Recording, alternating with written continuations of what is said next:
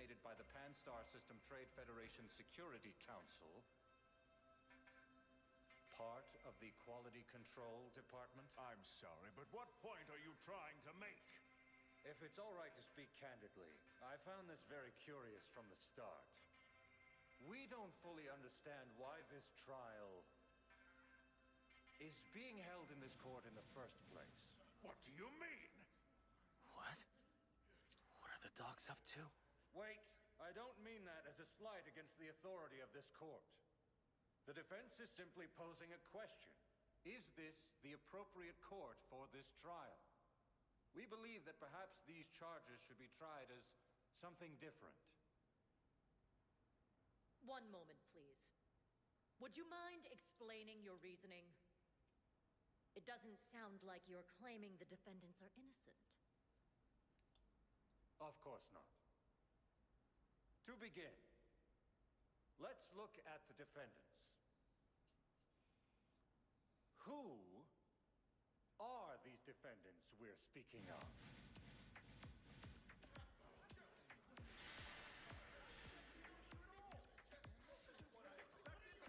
Order in the court! Order in the court! Do you not see that the defendants are right there? But I pose a query to the court. This group of Yakitoris, these humans you see before you, do you find it appropriate to label them as defendants? I'm sorry. I beg your pardon. Your Honor! I ask that you silence this nonsense! What is the legal definition of Yakitori? Equipment. Meaning you're prosecuting property as citizens. Property. Let's use a gun as an example of equipment. A gun does not shoot a being on its own. A being is the one who pulls the trigger. In that case, it is the being who should be tried and not the gun. Wouldn't you agree with that? What is this? Why would you ever charge the equipment over the being using it? When do you plan to charge the Foreign Affairs clan? Does this not call into question the prosecution's sanity? It is hard to understand how they can so brazenly commit an aggravated breach of trust against the civil service clan and insult this court. Plus, it's a waste of public funds. Order in the court! That's true. Order in the court! I will hold you all in contempt. Quiet down now! What? While they may not be tried as a trade federalist, they clearly broke the rules. We cannot dismiss that as military contractors, they broke the rules of engagement. The rules of engagement? May I assume you're choosing to change the charges now? The Yakitori before us requested an orbital bombardment. That much is true. And thus it was a clear and unambiguous violation of the rules of engagement. Even as equipment, it is obvious. They are the ones at fault! Mr. Pumpkin. Sir. Did you arrange for the members of Unit K321 to complete courses on the Trade Federation's military rules of engagement, or perhaps other legal matters? No, I did not. Not at all. Not at all. Your Honor, does it seem reasonable to search for features that were never programmed into the equipment? If they were trade federalists, ignorance of the law would not exempt them. However, if equipment ordered to eliminate threats against the Trade Federation military did this, would the responsibility then not belong to them, but instead to the ones who gave the orders? The ones who gave the orders? At the time on Barca, the Trade Federation army was taking orders from the Foreign Affairs clan's special envoy. Isn't that the truth? Huh? Wait a sec. Does this mean they're pointing their fingers at the cats? There's more. Trade Federation military equipment purchases. They follow the Code of Conduct regulations, as outlined by the Financial and Judiciary clan. That's unprecedented! Court, I ask you to take a look at the list I've prepared for you. The names of the Financial and Judicial clan authorities responsible for the Fair Trade Code of Conduct regulations. I also have a list of Foreign Affairs clan authorities in charge of negotiations on Barca. It appears that there have been no charges brought against any of them. So does the prosecution have any thoughts on this? Holy crap! He turned it around! With that statement, the defense concludes our cross-examination. Once again, I ask all of you, why exactly is this trial being held here in the first place? That's a good dodge.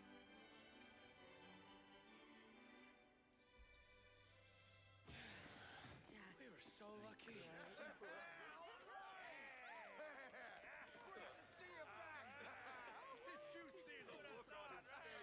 I'm so glad. That's awesome. Yeah, well done. My dear Yakitoris, My dear Yakitoris.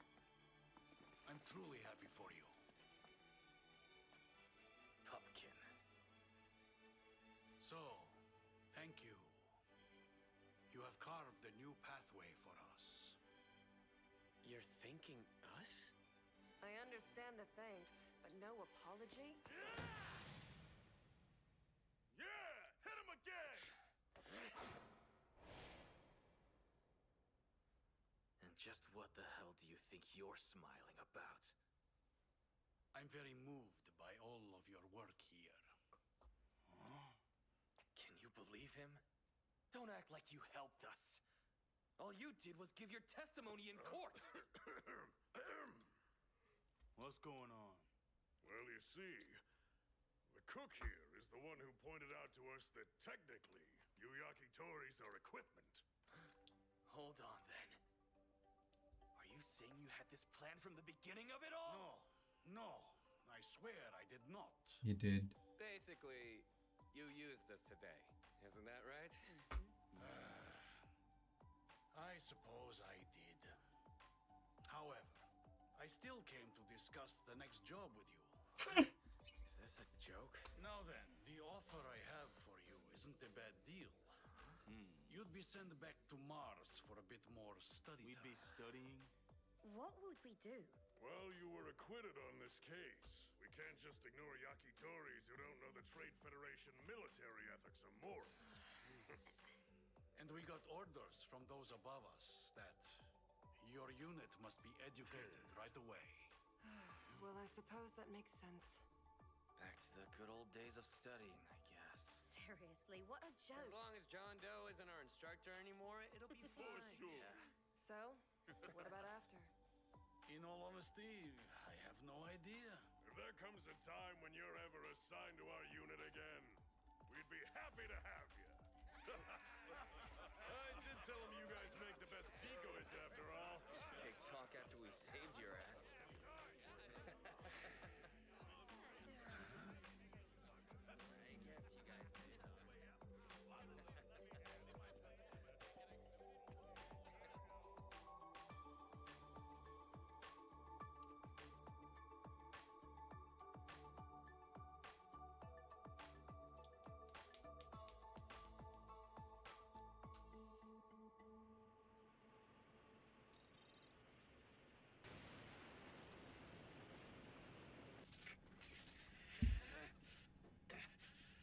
After all that time studying back on Mars, can't believe they sent us all back to Barca.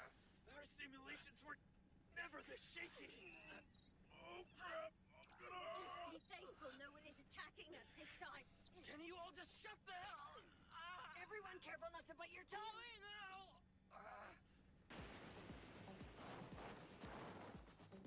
We can Super Saiyans.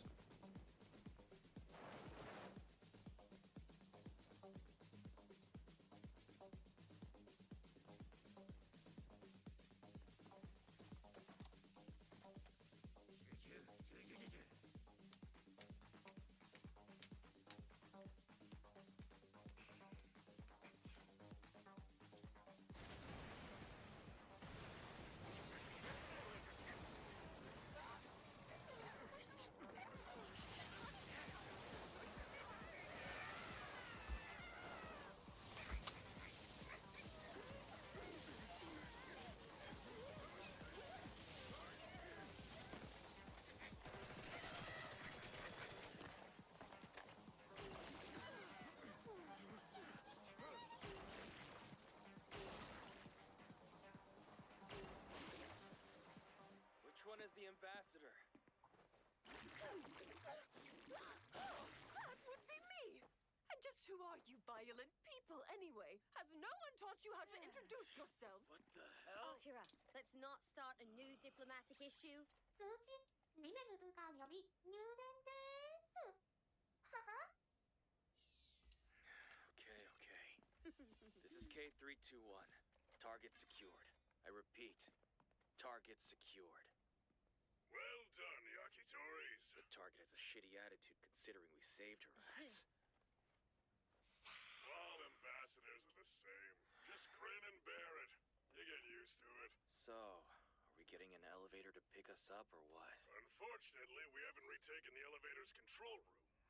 So then, we have no way of being able to get you back up here. I knew this Oh, would happen. shut up, Erwin. You're such a stick in the mud. Oh, he is. Hey, come on, you guys. Will you give it a rest? All right, what do we do now? No. You got any ideas? What's this? Normally you don't ask our opinions. Guess it's true. Some people do change for the better. Mm-hmm. Oh, come on. We're supposed to be a team. Either climb up, or we climb down. Those are all the options we have. All on our own? Do you have any idea how high the space elevator is up there? It would be insane to climb up so high. But the surface isn't as far down.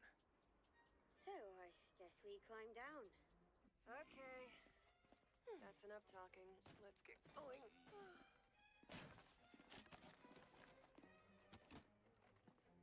Here. Here.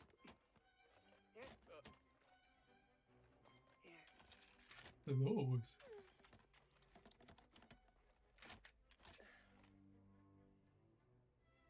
Rock, paper, scissors! What a reckless way to decide! Of course, the Trade Federation. How about you wait until we get out of here alive before complaining about it?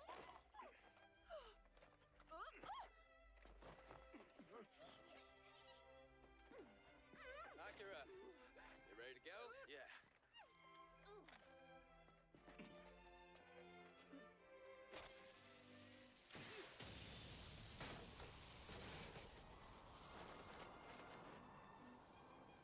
Let's roll.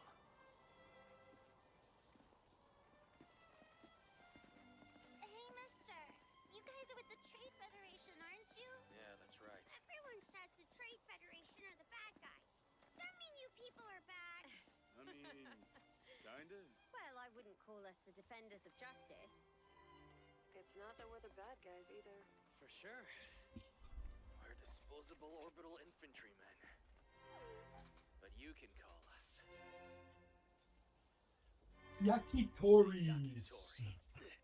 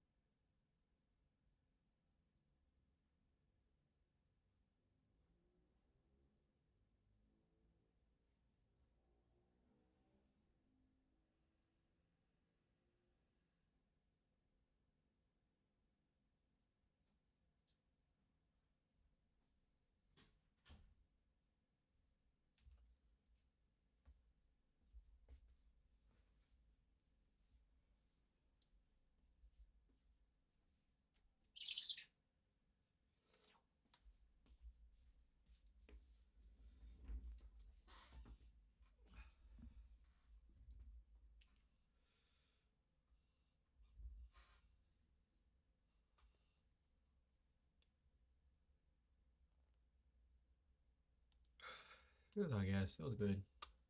That wasn't that bad.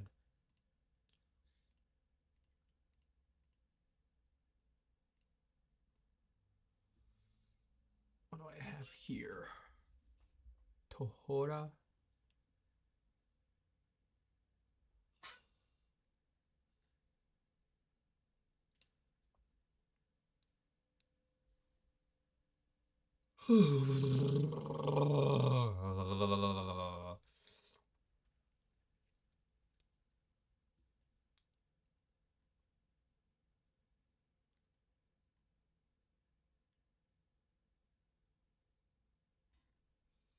Platform behind a wall. Okay. We haven't hit it yet.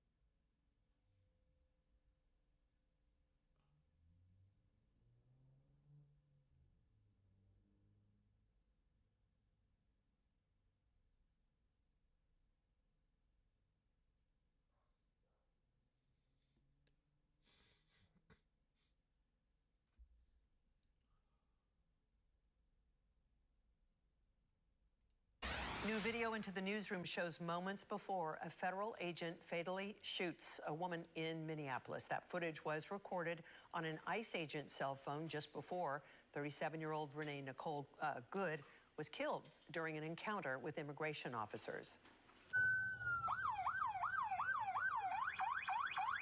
That's fine, dude. I'm not mad at you.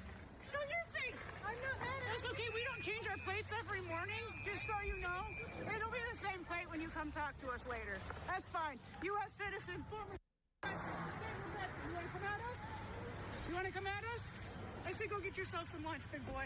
Go ahead. Out of the car. Get out of the car. Get out. The video from Alpha News shows the perspective of the ICE agent getting out of his car and then taking video of Good's vehicle and her license plate. Another woman approaches the ICE agent, and that's when you hear a different federal officer yell at Good to get out of her car. Good starts to drive away, and that's when the federal agent in front of her car fires his weapon. One day after the deadly ICE shooting in Minneapolis, another incident involving federal immigration agents. It happened in Portland. Portland police say that a man and a woman were shot during a traffic stop outside a hospital after agents said that the driver allegedly tried to strike them with his vehicle. Both victims were taken to the local hospital. Their conditions remain unknown. The FBI is leading the investigation. Today, protests across the country following two separate shootings by federal agents. A reporter, Brooke Schaefer, is in Minneapolis with a look at protests there. Tensions are still incredibly high across Minneapolis. Minnesota's Governor Tim Walz says he's now authorized the National Guard to be staged and ready. As overnight, we saw more protests throughout the city, hundreds of people marching in the cold rain with signs telling ICE to get out. Protesters in Minneapolis angry over this week's deadly shooting and the immigration crackdown in Minnesota. Protesters are also calling on that ICE agent who shot and killed 37-year-old Renee Good to be arrested. We saw that same frustration all day yesterday outside a federal building, where at times that tension boiled into clashes. We saw arrests, pepper spray, and tear gas. Still, protesters say they're not leaving until ICE does. We shouldn't have to be out here protesting over the death over a woman a mother of children. That it's so wrong. Please get out, leave us alone. It was disgusting the way that ICE just murdered her. It was a murder. I know I've seen some people trying to frame it, Donald Trump, a certain way, but we're gonna call it what it is. It was a murder. Despite calls for ICE to leave, DHS says they are not.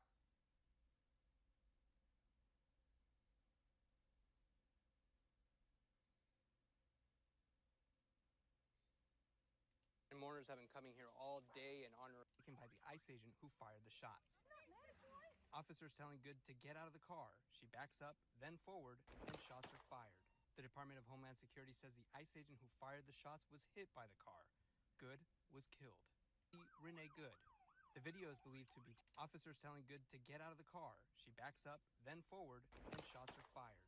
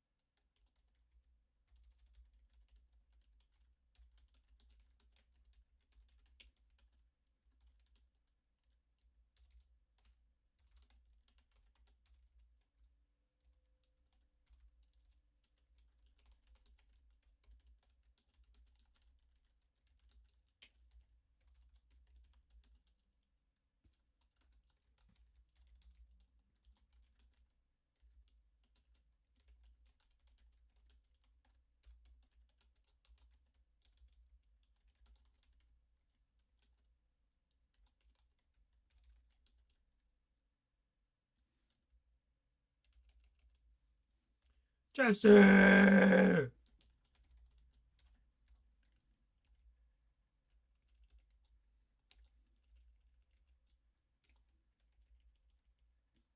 Wait, what the fuck?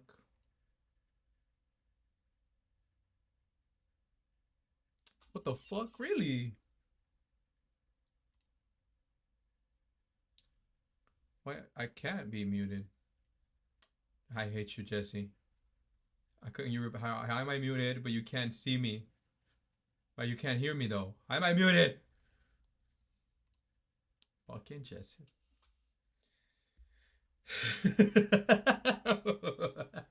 Fucking Jesse. Fucking I open, bro. Oh, like, really, bro? Let me check.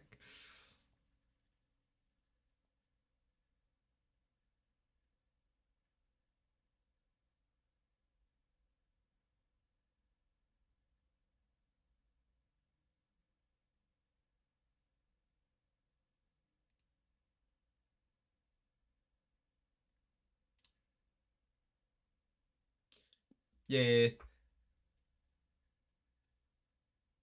I'm watching this video, bro, and like people are saying The Department of Homeland Security says the ICE agent who fired the shots was hit by the car. Good was. It's because they're like watching the video of the lady that just the guy ran that got killed. Good evening from the foot of the goals that the agent was hit by the vehicle and was, quote, endangered. But in Minneapolis, the mayor claimed the agent walked away unharmed with a, quote, hip injury he might as well have gotten from closing the refrigerator door. Meanwhile, in Portland, Oregon, walked away unharmed with a, quote, hip. And a bunch of people are saying, oh,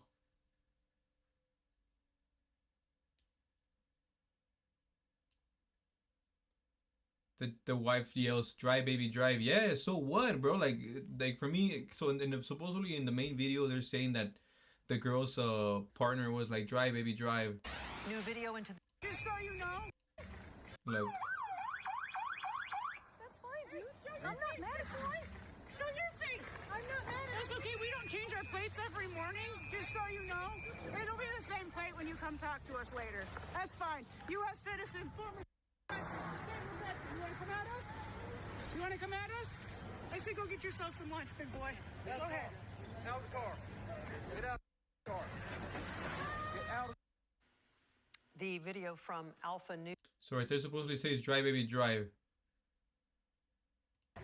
Out of the car. Bro, but he shot her 3 times, bro. The video. The cop was in no danger at all, bro. He was not gonna get killed. He was to shoot him, bro. I mean, I don't think it's that shot. Those 3 shots are justified. Even if the other girl's like, drive, drive, drive. Okay, bro, she's driving away because they're gonna fucking arrest them. They have no right to arrest them. At the end of the day, they're saying, oh, well, the girl brought it up on herself. Well, then why were they there? If those fools weren't there, none of this would have happened. At the end of the day, those girls wouldn't have fucking got off and they wouldn't have recorded. But those fools were there, just terrorizing people. And everyone here saying, "Oh, you didn't put the whole clip. It's lower. You can't hear the cop getting hit." The cop didn't get hit, bro. Like, I've been in fucking closer calls where you as a kid driving on my bike, getting ran over, than this fucker, bro. I was in more danger, bro. I'm in more danger when I go hike than this fool was in fucking hiking, bro.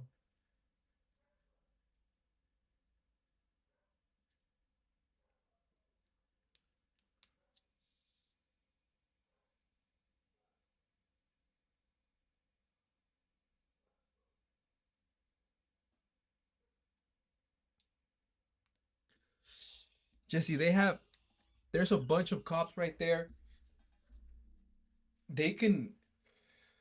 What cops do if they're not really in danger, because that guy wasn't in danger. Like, I'm pretty sure he didn't go to the hospital or anything like that. Bro, the cops, they let him go and they chased him. Why didn't they do that? They had, like, he got off to get the plates. They already had the plates, bro. They have nothing to do with them. The girls were just like, I guess, trying to protect other people that they were targeting. So the girl was going around the fucking cops, bro. Jesse, I'm telling you, bro. Like, he was not gonna get killed, bro. I've been in closer calls than that, bro. That's okay. We don't change our plates every morning, just so you know. Her license plate, the ICE. I know her intentions was not to hit him, bro. The intention for her intention was to get to leave. The ICE agent, and that's when you hear a different federal officer yell at Good to get out of her car. Good starts to drive away, and She says right here when they're like, get out the car. Officer traffic stop outside a hot weapon. Starts to drive. When they get out the car, she's like, drive, baby, drive. Yeah, bro, that means let's go. Go. As in let's get out of here.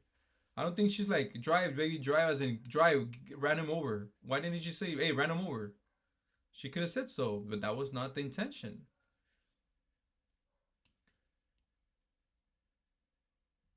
I don't think it was enough. He was in enough danger.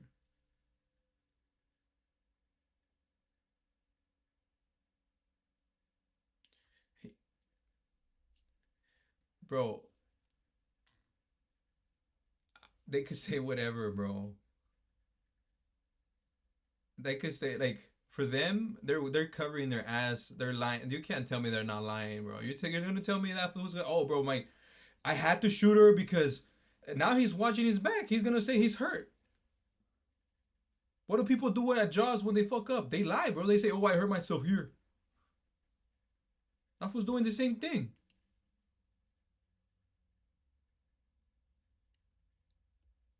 No, but you're saying it's not that you're justifying it, but you're saying like she shouldn't have gotten there. She shouldn't have gotten she shouldn't have tried hitting him with the car. For me, it's the thing is here's they're abusing their power, bro. You can't tell me you're not doing this to terrorize, to scare them, bro. Recording them. Hey, I'm recording your plates, bro. That's fine, dude. I'm not mad at you. Show your face. I'm not mad. That's okay. We don't change our plates every morning, just so you know. It'll be Bro, they stop people. They get in front of their cars. They check their plates, and I think by checking their plates, they can check if you have a license, and by checking your license, they can check what type of license you have. And the people that have that are not from here and have a license have a different type of license. I'm pretty sure they're marked that way. the same plate when you come talk to us later. That's fine. For me, it's none of this would have happened if this guy's wearing trying to fucking act tough. Go ahead. Out of the car. Get out of the car. Get out of The video from Alpha News shows the perspective of the ICE agent getting out of his car and then taking. If he was hurt, bro, why the fuck didn't he just get in the floor right there? Oh shit, my hip, my hip.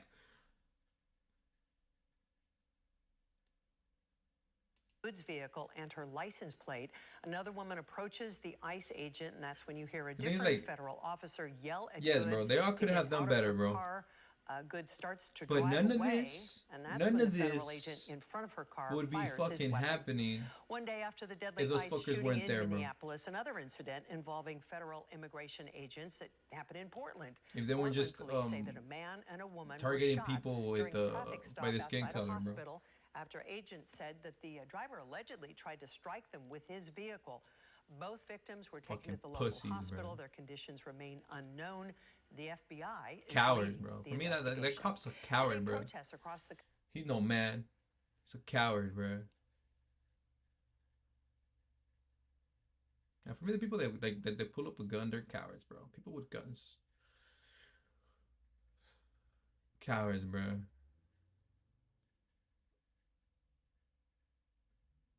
Unless you pull up a gun on me. If I pull up a gun on you, it's different, you know.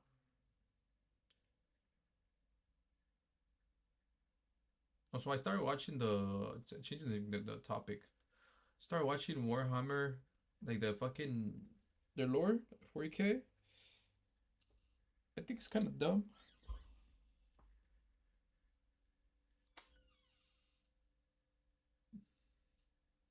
There's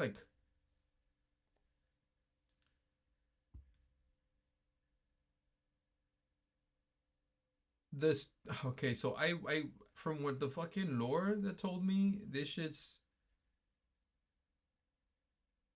I guess the game's just focused on one world, right? One thing, bro. But like now that I fucking read the whole thing, I want them to give me like a game of the Emperor. I want to play as the Emperor of the fucking game. Of the, yeah, of their lore. That would be better. I don't want to play one of these Marines.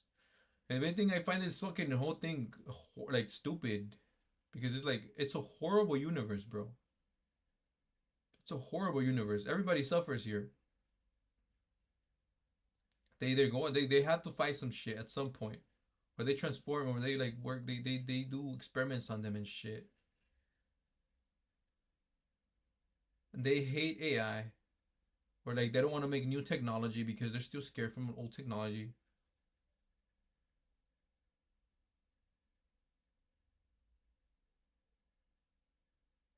Yeah, bro. When I think about the lore, like that.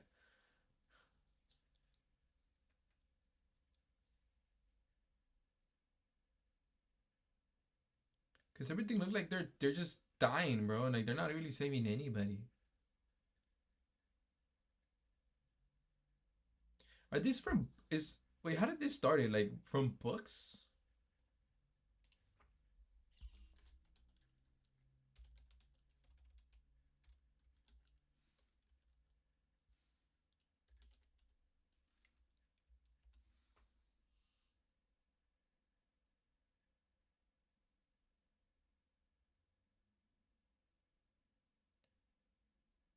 It was a war game? Oh shit, no wonder they have all those figures, bro. So this was like Dungeons and Dragons. Oh shit, but like for space.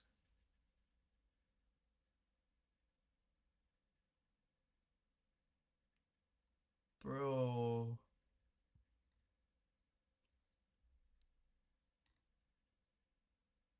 Wait, are they still making this shit? No, no, no, no, no, no. I thought it was. I thought this thing came, like this whole thing came from like someone made a book or like I don't know, novels or I don't know. But I never thought that this whole lore will start from like a fucking board game.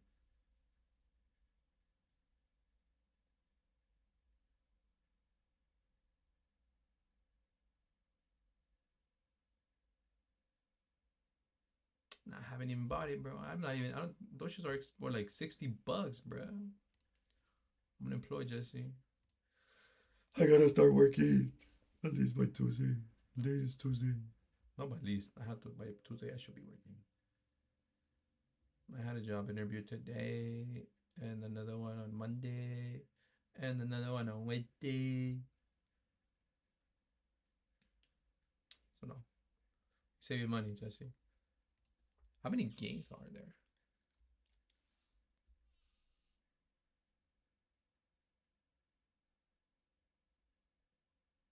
Damn, Jesse, we wouldn't work, bro. We'd just fucking be playing around. What is this?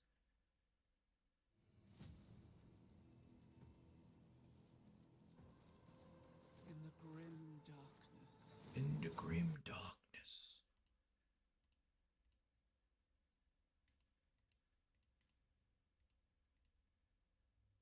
Oh, this is gonna be like that one game. Like the Dota game, no?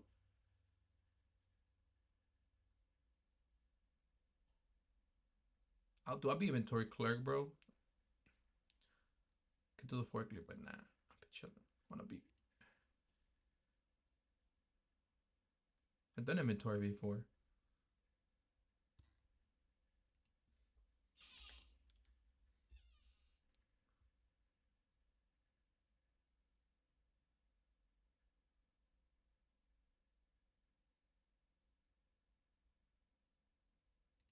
What is this? The rogue trader has fallen. Now I must take up their mantle to restore the dynasty to its former glory, to reclaim what humanity has lost, to venture forth into darkness and bring the light of the Emperor to the uncharted void. Very positive. Bro, And then to keep the emperor alive, Dangerous heretics, vile mutants, and Xenos threats they have to sacrifice 1,000 souls to restore the dynasty. Dynasty. It's to give you that pizzazz, bro. The voice.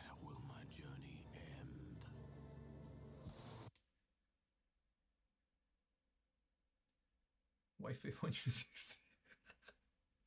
But imagine, bro. They have to fucking sacrifice those people, bro. 1,000 people, bro.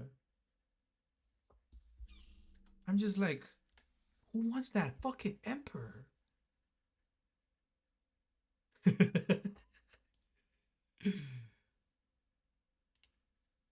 No more taxes. No more working. Wait, so this is the first. This was the first one, no?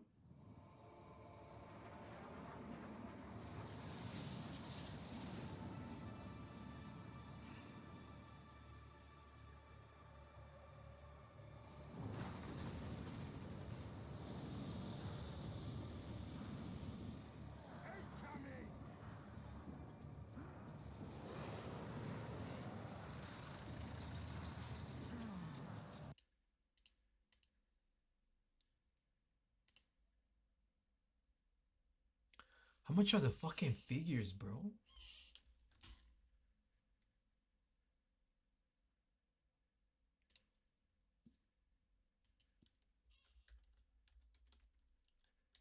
Start collection?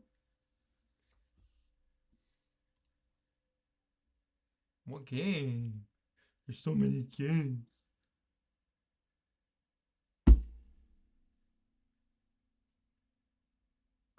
What the fuck? What the fuck? Bro, no mames. Bro. Okay, wait, how big are these shits? If these shits are this big, bro, no way, bro.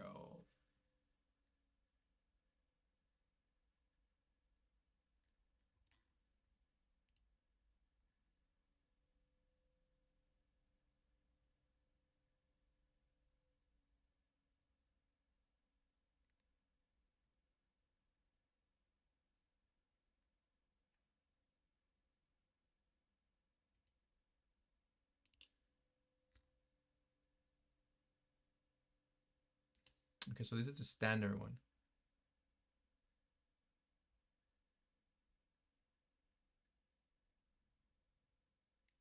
Why do you need this? What is that? 2, 4, 6 dice. When you have to color them? Yeah, bro, I had to play this as a kid to get into it, bro.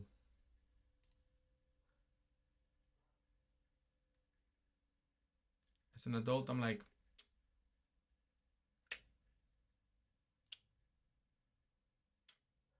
it's cool, but I question it too much.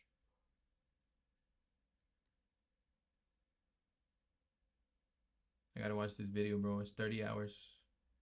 30 hours long, bro.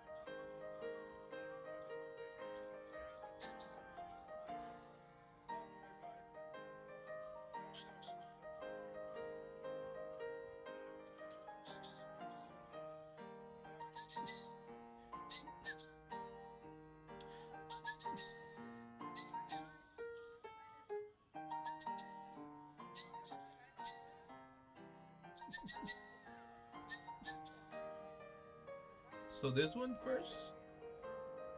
Dawn of War Definitive Edition? This one?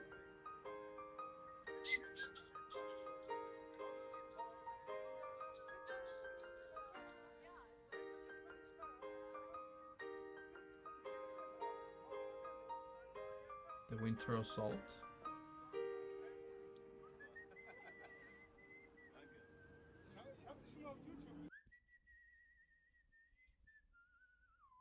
Are you watching Jujutsu, Jesse?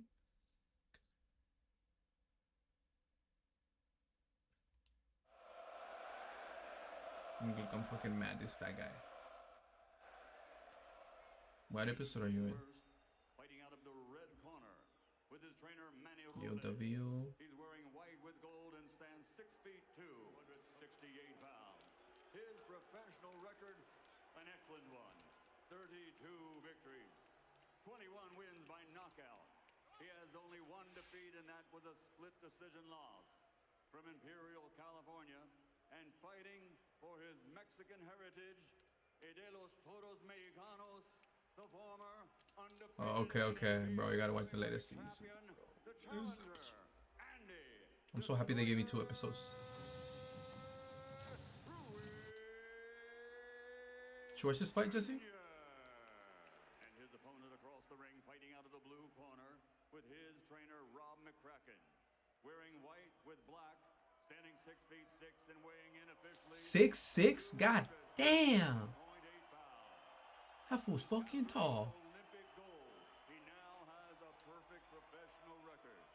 22 heavyweight, fighting pride of the United Kingdom, the reigning, defending, undefeated Winter Assault. heavyweight champion of the world, AJ Anthony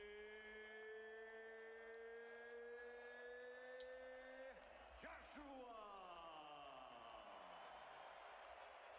Where the fuck do I play that one? Back in December 96 spring. Obey my commands. I want you to protect yourselves at all times. Touch gloves now, men. You're boxing at the bell. God bless you both. 1883 when John L. Sullivan rocked the early MSGs, defend their prized world possessions in this mecca of boxing. Jack Dempsey, Joe Louis, Joe Frazier Ali. What a stage. What a setting for AJ's US launch. It didn't come out, bro. It should have come out. Look, no items.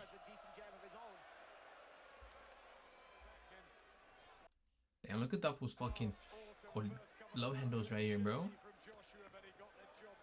That was fucking. I think he's trying to gauge the speed of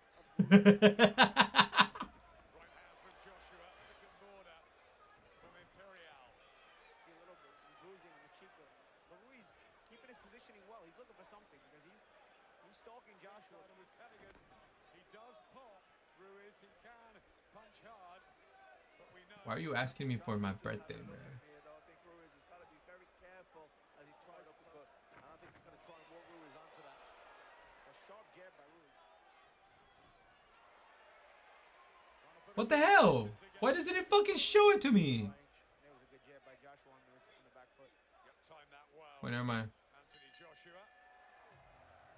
Oh, never mind. They enlisted it from here, bro. You can't get past the jab if you jab up and down and then walk into the right. Use that retreating jab while Ruiz trying to come forward with the jab there. Joshua timed him well. Rob McCracken wants a little more use of the jab. Manny Robles took Dominic Brazil into that challenge of Anthony Joshua, and he believes good amateur, excellent throw, but he's really trying to go for it, Ruiz, and he got caught there. Timing of his aggression. People confused by Ruiz because of the aesthetic. He's on the Mexican national team as an amateur, and he's not opening himself up for Joshua to pick apart here. He's presenting himself in front of Joshua. Yeah, right hand. Good hook. Another shot from Joshua, gets out of the Oh, so it's this one, bro.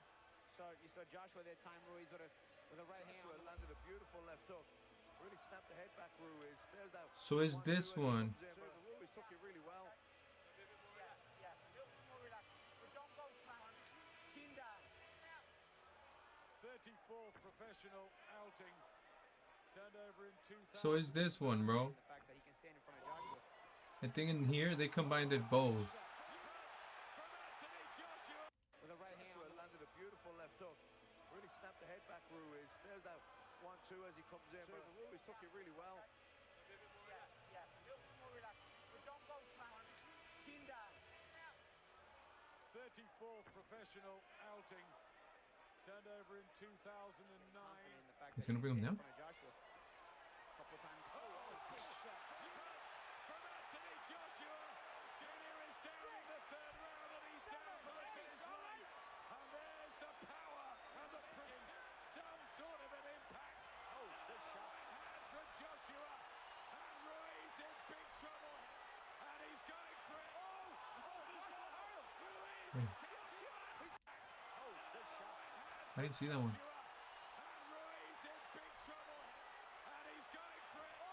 How did that one did damage though? And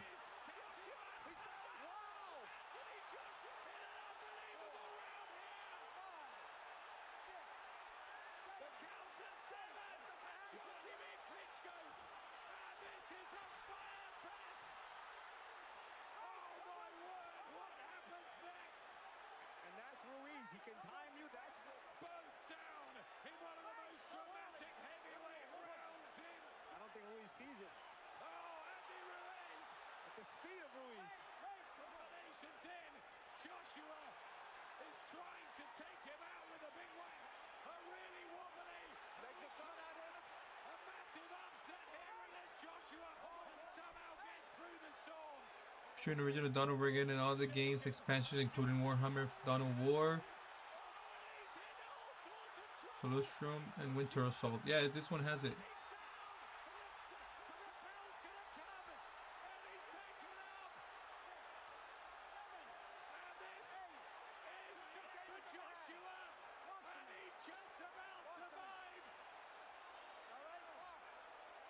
Where do we watch people play it? Wait, I want to see him fall again.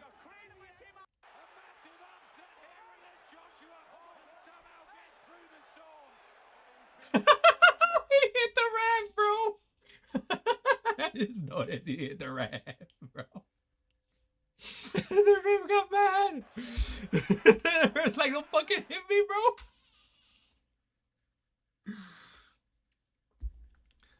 Right there, he hit him, bro. You're like, hey, bitch. He pushes him back, bro. Like, what the fuck, bitch? Why you hit me, bro? The fool was mad. The ref was mad. It's like, I can't really do much.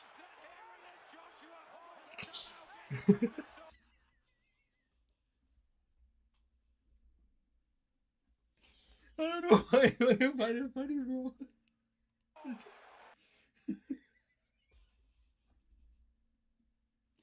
He's already walking back, bro. Yeah, fucking leave him alone.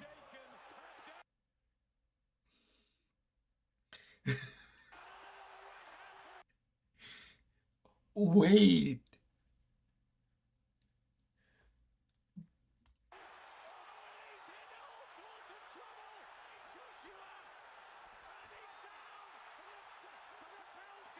The ref calls the fucking fight, bro.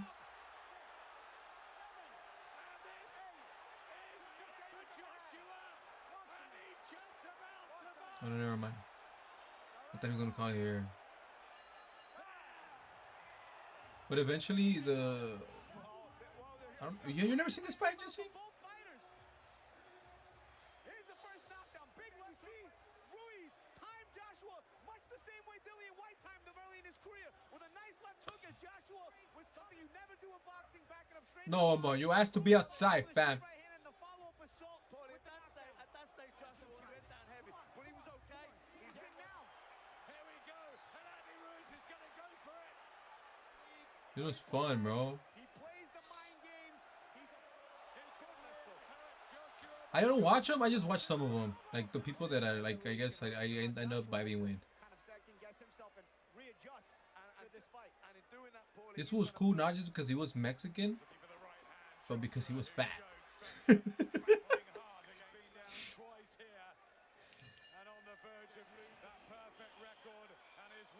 titles, what happens next? All that happened was you hurting me. When he got badly hurt. There's that left hook. He landed up round the ear near the temple. I was like, bro, he's doing it, bro. I could too. Lovely right hand down the middle. Great control there. He needed that bout to come when it did. Now he's light on his feet, Andy Ruiz Jr. He believes brother in the corner. The family affair. Andy Ruiz Jr. as the noise Looking for that half step back, looking to chop the right hand over the top. just down at his right glove. Anthony Joshua has had problems with that before against Wait, is Turkish Said also in there? replacement as well. Just making a mockery of the pre-fight predictions and also to the body from Anthony Joshua. The big left hook. And here comes AJ. Yeah, this one has all the expansions. Ruiz and he comes thundering in. That's when he can get countered. Because unlike most guys, Ruiz is a man out of the ring, holding the belts, wanting pictures with Anthony Joshua. Now we know. Give me. I mentioned it earlier today, Adam. You need We weren't on. sense of security and a right hand from Ruiz. More. Little jabs and right hands, okay? Little bit busy, all right? Listening. Swallow, listen to me. Many people in the trade felt that Andy Ruiz, than those odds suggested, he's been on the floor once himself, and it's a real battle here at the Garden. You see Ruiz react. Still, Ruiz comes forward. Nice short right hand from Ruiz. Joshua Backing off Anthony Joshua. Also, I think this Joshua guy is the same one that got in an accident recently. Who's going to deal with He was in a car accident. as well? Experience at the longer fights.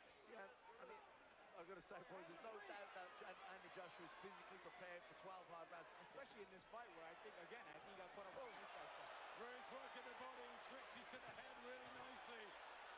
And hands Yeah, by Ruiz. I think he felt those body shots by Ruiz as well. definitely. Throws with a jab. This is an incredible performance so far from Andy Ruiz. He said to me on Monday that he would make Like he belongs so far. You've got to do is stop fighting 1-2s, all right? Have a drink, all right? Anthony Joshua, Robert McCracken.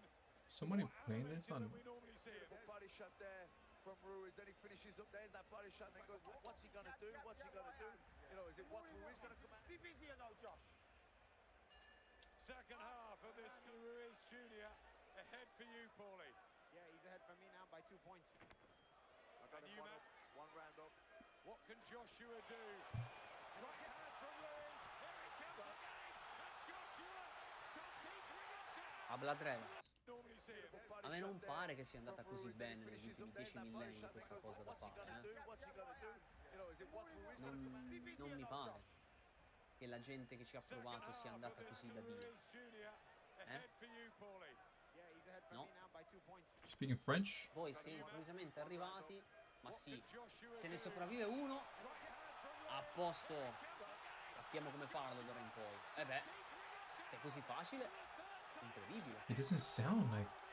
Bastava che quindi il segreto è prendo sto povero Cristo, gli Why does he sound like sparo Italian, dentro bro? gli impianti Space Marine, spero che viva, e se vive, boh, a posto, possiamo ripeterlo coi prossimi. Incredibile. Madonna. Damn it, I missed Che the fucking. metodo infallibile. Madò. È stato È italiano. Right. raccomandato dal 99% dei dentisti, cioè. Stupendo. Geniale, geniale. Anche lì, cioè, Geniale, geniale. sai cos'è? È che me l'avesse reso solo Crius. You want to file free? Hit it.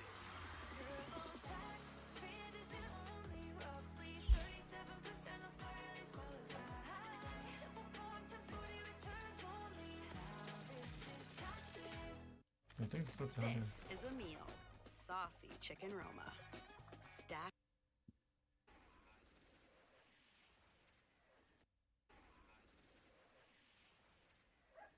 ¿Qué pasó?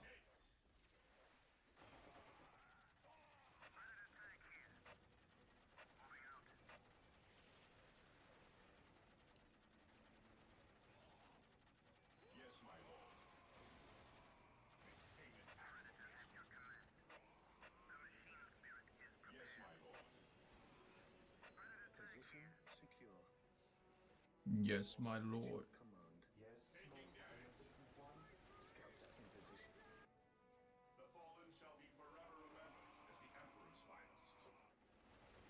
Here to serve. I shall obey. At your command. Yeah, the scouts.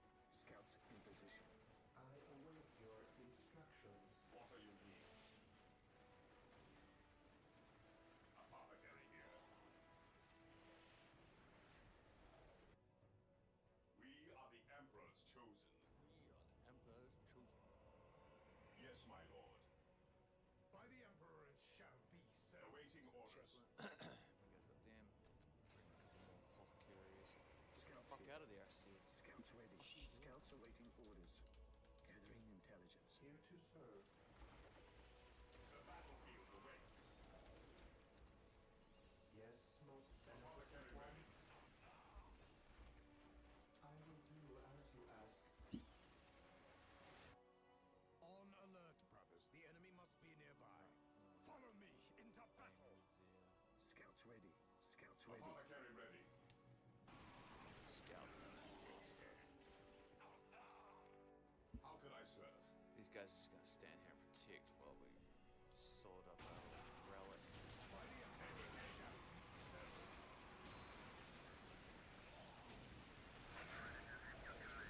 Why are you supposed to ignore me?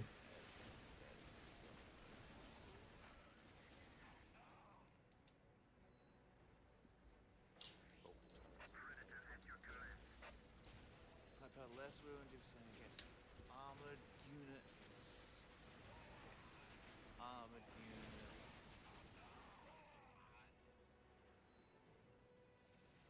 And armored units, huh? Okay. I'm gonna have to read these. New to this game, would you recommend? Game a little louder than you. Oh, yeah, it's because I talk too much shit, very mumbly to myself. Would I recommend? Heck yes. Recommend the absolute donkey bollocks out of this. Game louder than me. Right, we'll turn it down then.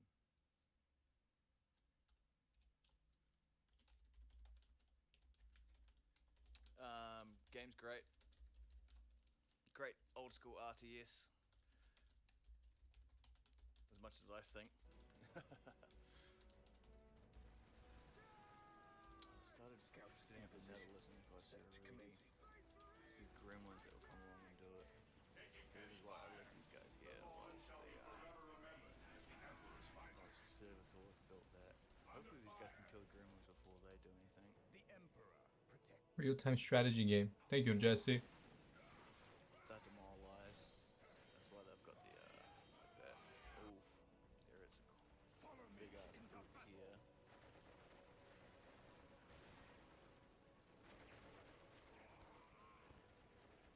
Oh, the lore. Jeez. Let's not get started with the Warhammer 40k lore. God, you'll be there forever, mate.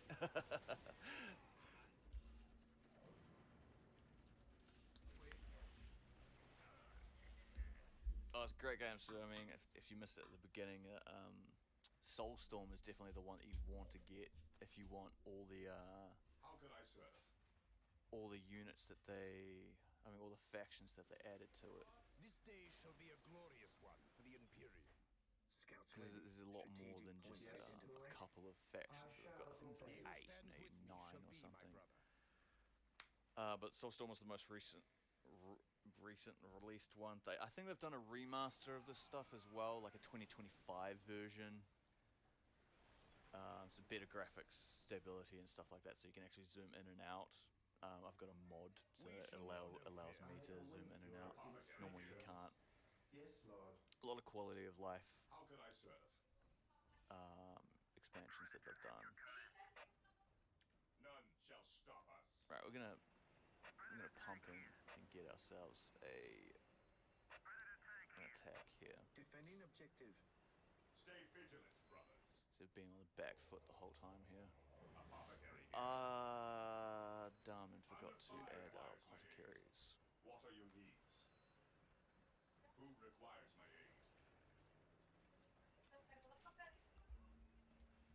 is a big force over here, but again, it's the commander. People have to actually hold them off. If these guys can actually get back into heavy cover, that would be fantastic. fantastic. Yes, my lord. This unfortunately is my scout squad. That's where I have a feeling they're gonna die.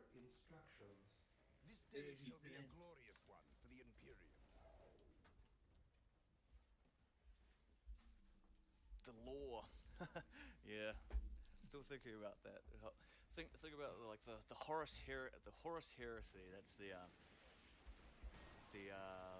epitome of law.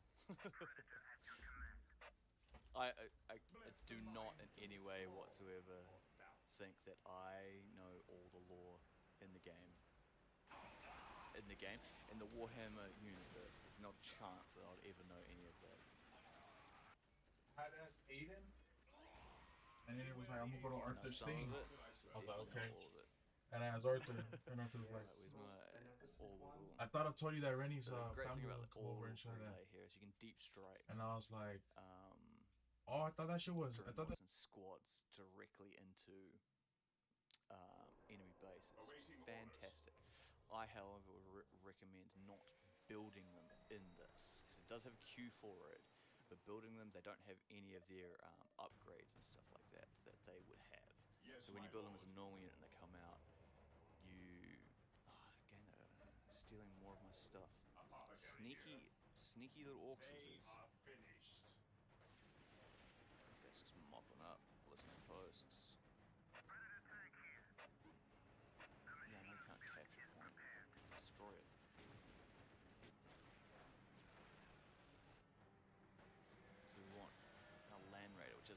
Biggest unit that I believe Space Marines can get, and the only reason I can get it is because I've got all the prerequisite upgrades plus the relic. Yes, it is so much. It's so much lore, and I mean, I could be wrong, but I'm pretty sure most of it comes from what's it called? It's like humans, isn't it?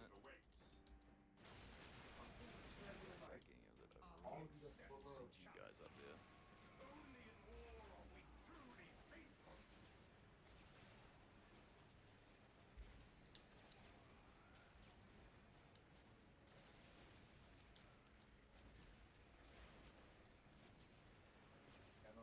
he didn't really say like, oh, if you guys want, all of you guys, he just said me. Well, that's fine.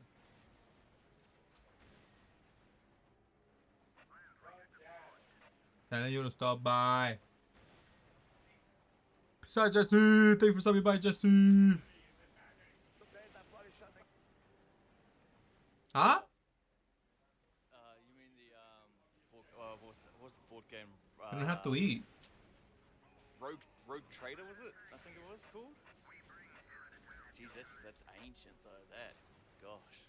So is the Emperor dead? Yes and no.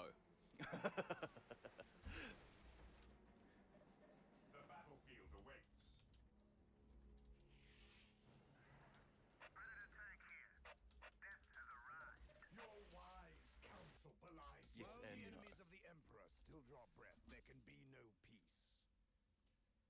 The Emperor can never die. I will do as you long live the Emperor, and saying otherwise is heresy. 1,000 souls a day. Yeah, well, I mean, you got to put into terms of how massive populations are actually in the Warhammer 40k universe. So I mean, to us, it's what 8-point-something billion that we have. They've got hundreds of billions of people per planet. So 1,000 souls a day, it's nothing to them.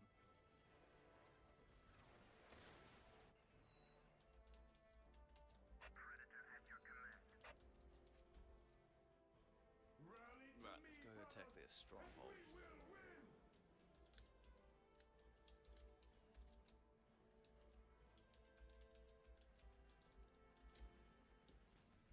Of course, he's a great symbol. I mean, think about it in this sense. I mean, if you know anything, knowing a bit about the lore. I mean, orcs, for example, derived from a race that had heavy psychic powers. They don't have them anymore because they're obviously super dumb. But whatever they believe, and if they believe strong enough in it because of their psychic powers, it comes to fruition. So I mean, it's great propaganda if you have the entirety of the orc race believing that, you know, the god emperor for man is still alive, he's all powerful, and he'll destroy and kill everyone. If every single orc believes that, then boom, all of a sudden you've got trillions of them believing that all of a sudden that he's amazing, and it's like, sweet, he is amazing. he's got all this power. It's just like, there's like certain colors that the orcs believe in as well. Like red makes things go faster, and because they believe it, it happens. Purple, I think, if they've never seen purple, so people are invisible if they wear purple or something. There's the orcs I love the most because their psychic powers they don't even know they have.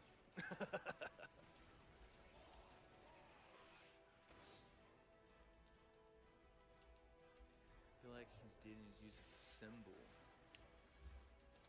Yeah, orcs. I mean, the orcs also come from, I think, like mushroom spores underground of planets and stuff like that, and reproduce, so you can never actually fully get rid of them. Something like that. Oh, they built another stronghold somewhere. While the enemies of the Emperor still draw breath, there can be no peace. So let's hear the Land Raider. So you can only build one of them because this is the big boy. Oh, there you go. Got them. Orcs always dumb everywhere. Damn right they are. But I mean, the orc hierarchy is crazy. You kill someone, you get stronger. That's it. You just keep killing and killing and killing each other, and you get stronger and stronger. Look at that 3-to-1 kill ratio. Did fantastic that round.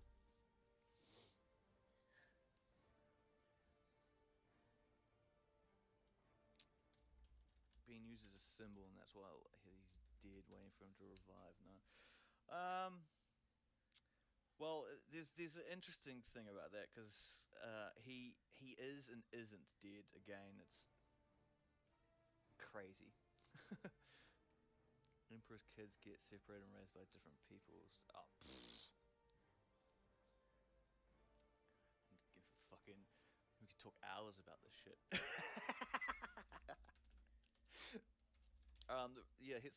He's dead and alive. I mean, he's pretty much like just a quarter of a human being left alive, really, in stasis. The Grey Knights, I believe, I could be wrong. I mean, there's so much lore in this in Warhammer 40k that contradicts each other as well.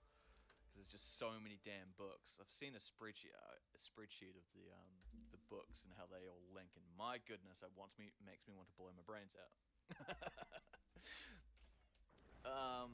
Right, so we're getting our second war gear here. Well, the warp, my goodness. So the warp isn't even bad. The warp is what is it? The warp is, oh shit, I can't remember. How many books? I think that's just Horus Heresy books as well. Let's see if I can quickly Google it. Yeah, Google Horus Heresy spreadsheet, and it will be from Reddit, and it shows the entire my fucking word. It's so connivingly crazy. I don't know how many books is that. I mean, let's just say it off the top of my head. Let's count. What's that? 3, 6, 9, 12, 13, 14, 15, 16, 17, 18. I mean, I'm already 18 different books, and that's not even like the first line of that. Actually, can I link it? I'll see if I can link it into chat.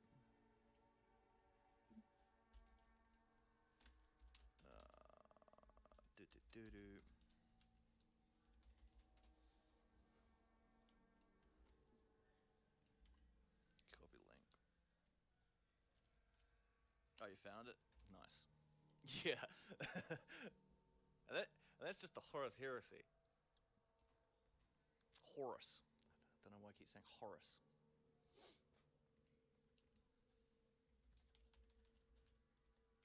I think it's only the Horus Heresy. But yeah, there's so I mean, that's the problem though with so much source material like that, is a lot of it does contradict each other in certain certain stanzas and shit like that. So it's just like, shit, read what you like and believe what you like. Do we have enough time in the world to read it? Don't know. Some of those are like full-on books as well. They're like 300 pages and shit. Some of those, I believe, are like manuals that could be like 50 pages still stuff. But again, there's so many different things. But like I said, because there's so much source material, a lot of it contradicts each other, or can contradict each other.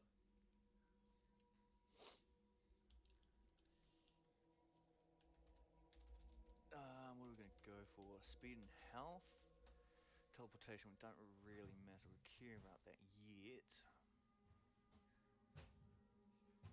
Might go for, because we seem to be facing mainly, excuse me, mainly orcs at the moment. We're going to upgrade our melee. Yeah, double damage on melee, why not? Right, we're now getting 225 wreck turn. I have a feeling we might have a defense here, because we've got two enemy squads over here. We've got the Tau's army, and then we've also got the orcs. Orcs haven't moved yet. The Tau might actually just web way away and attack the Chaos or the Dark Elder even. That could be interesting. That could be interesting indeed. Right, end of turn. Let's see. Might end up buying the game. Now, if I could be wrong. Never ever played RT. Well, play the tutorial if you want. It's put down the difficulty. Play how you want. That's all that matters. If you enjoy Warhammer, I definitely will say that Dawn of War, absolutely amazing game for it. I also have Dawn of War 2. I think there's a Dawn of War 3 out. I was saying it earlier. I've got Dawn of War 2 as well. It's not as great, in my opinion, as Dawn of War 1. Dawn of War 2 is more, if you've ever seen XCOM, it's pretty much that.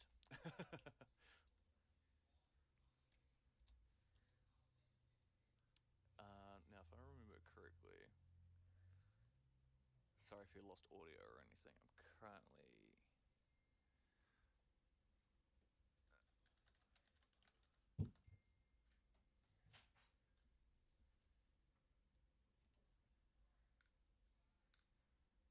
Where am I looking?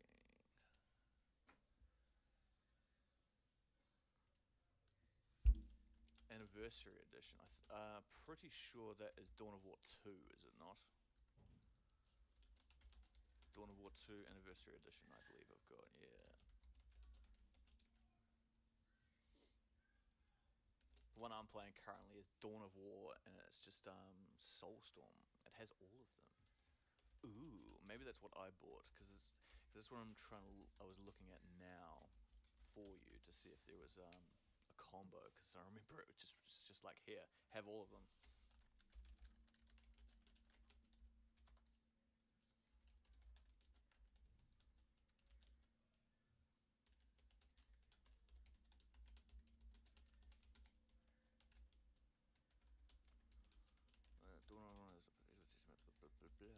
Nine full-fledged factions, yep, over 100 maps on one game. Promised release in 2004. Quickly established. Yeah, it is.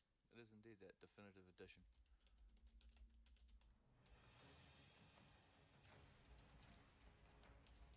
Release date was 15th of August 2025. Crazy, I've actually got that as well. Why am I not playing that?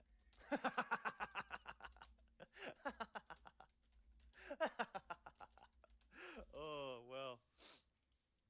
I literally have that here not downloaded in my library. I've got Winter Assault, Soulstorm, Dark Crusade, and Anniversary Edition. Hilarious. So I'll play it and come back to get knowledge from you. Don't come back to get knowledge from me. Far out. I'm not even that knowledgeable. My knowledge is from fucking random shit. But yeah, why we're not playing Anniversary Edition? The graphics look so amazing. No, that's why. Because the graphics. We want nostalgia. I've got to have a reason for my own stupidity, right? Hey, geez, it even says that I've played it for like 38 minutes. Well, then again, it does say I've played Soulstorm for like 130 hours, apparently. Damn. Nostalgia. Yeah, 100% nostalgia. Yeah. Going with the bad graphics, that's why. 100%. Right, anyway, let's end our turn. Let's see what Tau and... Oh, Tau moved over there. Orcs did nothing again. So this is a battle of fighting Necrons and they failed. Interesting.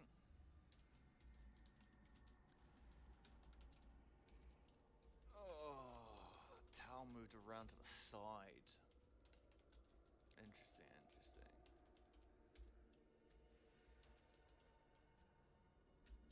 Okay.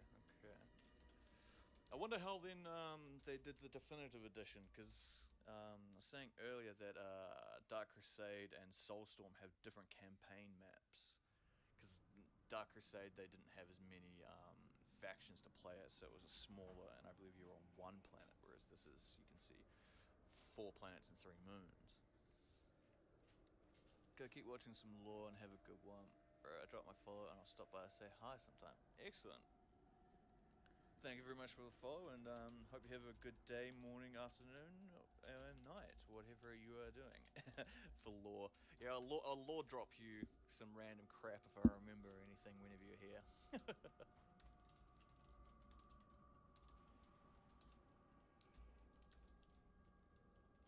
Well, I try.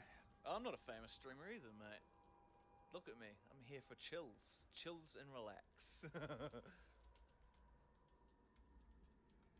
Famous. Yeah, totally famous. Famous in this house with my cat.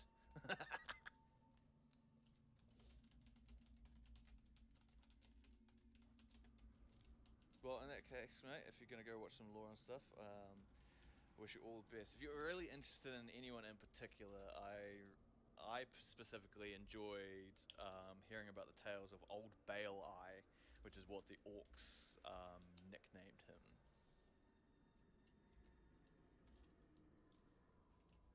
He's not a space marine. He is an Imperial Guard officer, I believe. He's known as Old Bale Eye, but I think his name's like Yarrick. Yarrick, I believe would be his name. Y-A-R... I think it's 2 R's. I-C-K. Yeah, Old Bale Eye, that's the one.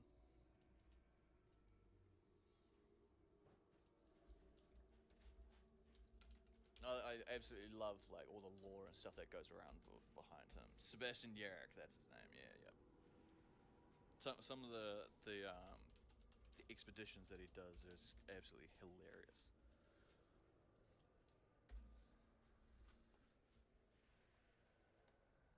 He's absolutely feared by orcs. Oh, sup, kitty? Anytime, man. Take it easy and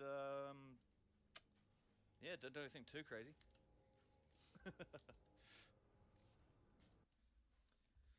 That was chill.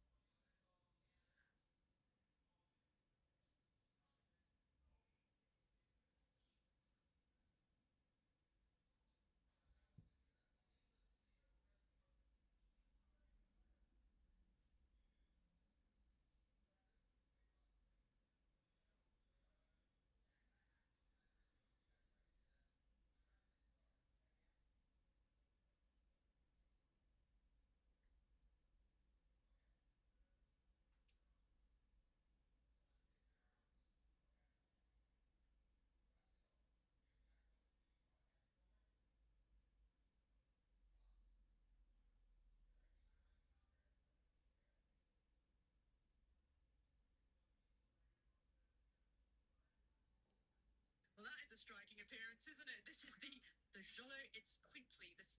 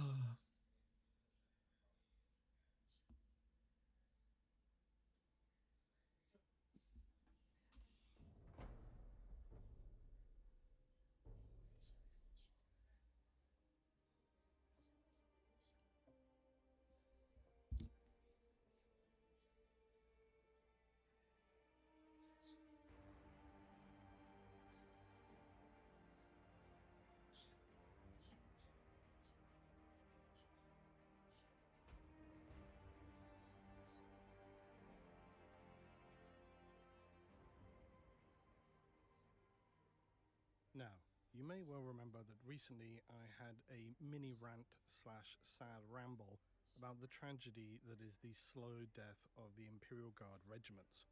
Also, spoiler warning, this intro is quite rambly, so sorry to the 3 people that don't like that.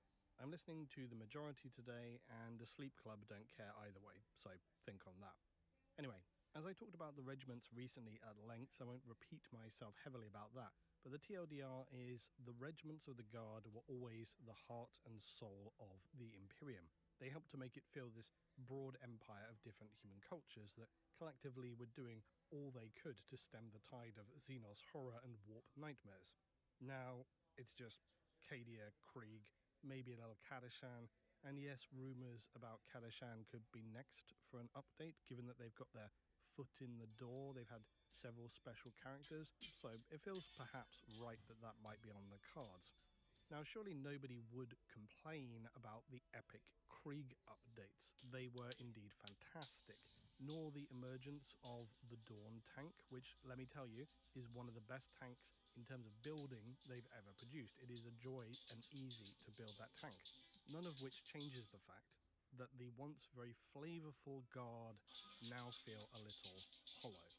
Now, my journey with 40k began in an era of 40k that was louder, stranger, far brighter and more vivid than it was grim dark, and certainly more than it would become. It was a time of blood reds and sunburst yellows, checkerboard patterns, goblin green, and of course, bolt pistols the size of a man's torso. Second edition was what I grew up with, and in many ways it was a different galaxy. It didn't stand where it does now, with a slow narrative creep that discusses thousands of years of lore. But all the foundational elements were there. Most important was the fact that of the few characters who did exist, their presence alone made them legendary. Every faction had some defining character who were really that faction distilled to Primarch in sight. For the Dark Angels, you had Azrael. Blood Angels, Mephiston or Dante. For the Ultramarines, Calgar. The Eldar had more than most to choose from. The Tau, thankfully, didn't exist. And the Orcs, of course, had Ghazghkull and Makari. To put it another way, it was the age of cardboard dreadnoughts, miniatures that would break as soon as you looked at them, and vortex grenades that were just as likely to kill the thrower and their squad as much as they might the enemy. Flame templates and Terminators that couldn't be killed. It really was a joyous time. But at the heart of the Imperial Guard, there was one main figure. Not Macarius, it was Commissar Yarrick. When I was about 10 years old, there were but a handful of 40k friends to hobby with me, and between us, we focused on our faction of choice. My brother had the Angels of Death, a friend of mine were always Xenos, be it Orc or Tyranid, I had the Ultras and some Chaos Space Marines, and another friend had the Imperial Guard. And without exception, it was all about Commissar Yarrick. He was the center of that army, and that was something I saw repeated among many people's armies. I don't think it's too much to say that he was factionally defining. I really feel that that was the case. Because Yarrick wasn't just some glib sergeant. He wasn't an anonymous interchangeable officer or some wacky meme character like Marbo. Yet he retained the madness of that era. with his giant clenched power claw defying all physical practicality, his bionic eye and raging bloody will. Yarrick, much like Dante, would endure the additions and time, not because he was grounded or in any way realistic. In fact, I think his legacy endured for the longest time because he wasn't. He represented that thing that I've spoken about so very often, the obviously absurd insanity of 40k, the mad, grim darkness, the bleak humour of a galaxy consumed by war fought at every stratified level. The stuff that is clear and obvious and very much embraced because it's awesome. But that paired with the Guard's defiant essence of humanity's just refusal to die made Yarrick larger than life by his own aesthetic. And so even as the lore grew darker and denser with new alien factions, Yarrick remained. He was the bulwark against the Terror, a relic of an older Imperium, but a linchpin that in many ways defined 40k, even for decades to come. Now, I admit, this might all seem overly nostalgic, rose-tinted romanticizing, but I really think that it's not, because what it is to simply understand that those characters from that age carried forward because they represented this core of what 40k is all about. The despair, the hopelessness for humanity. It's what makes or made 40k so intriguing. Figures of legend screaming into the void.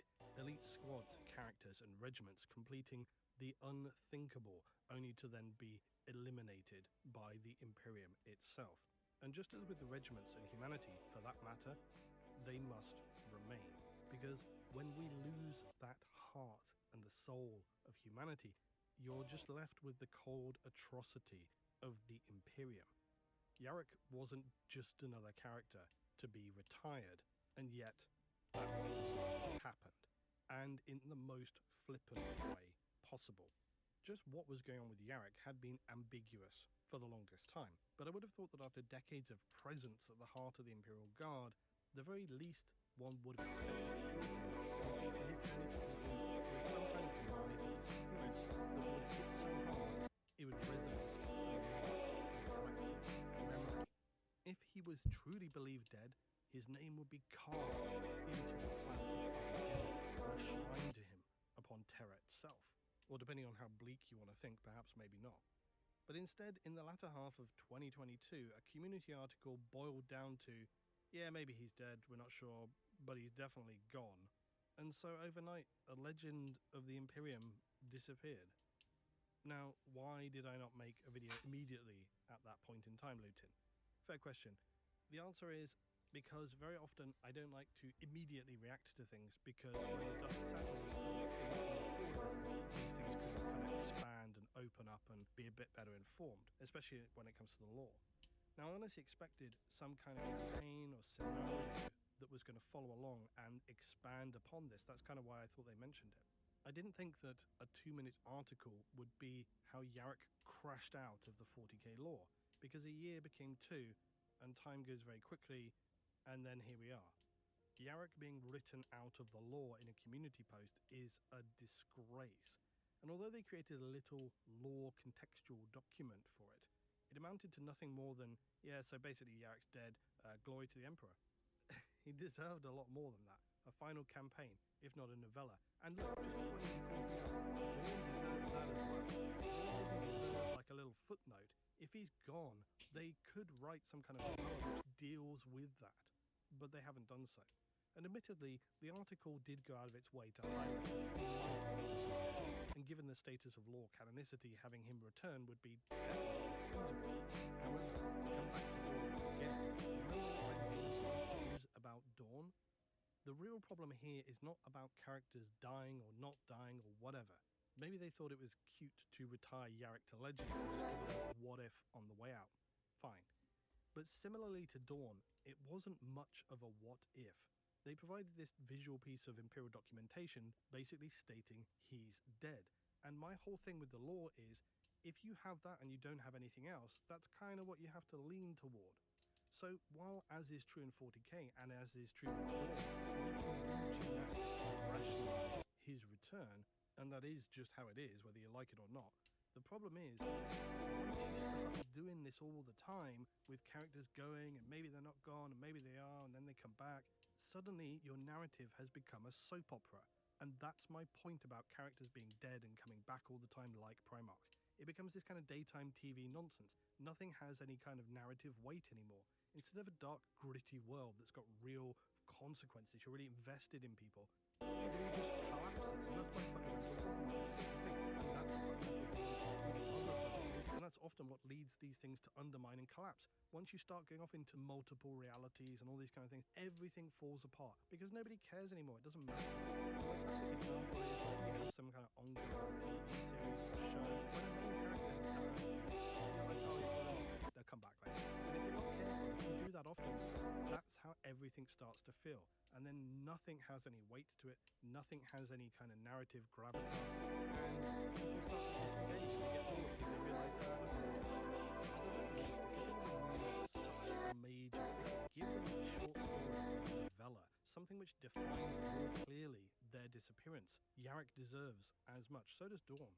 So I think the situation as it stands, much like the Guard regiments, remains just unacceptable. More unacceptable even than releasing a new epic-looking named Krieg commander, but giving him a las pistol. A las pistol as their primary ranged weapon.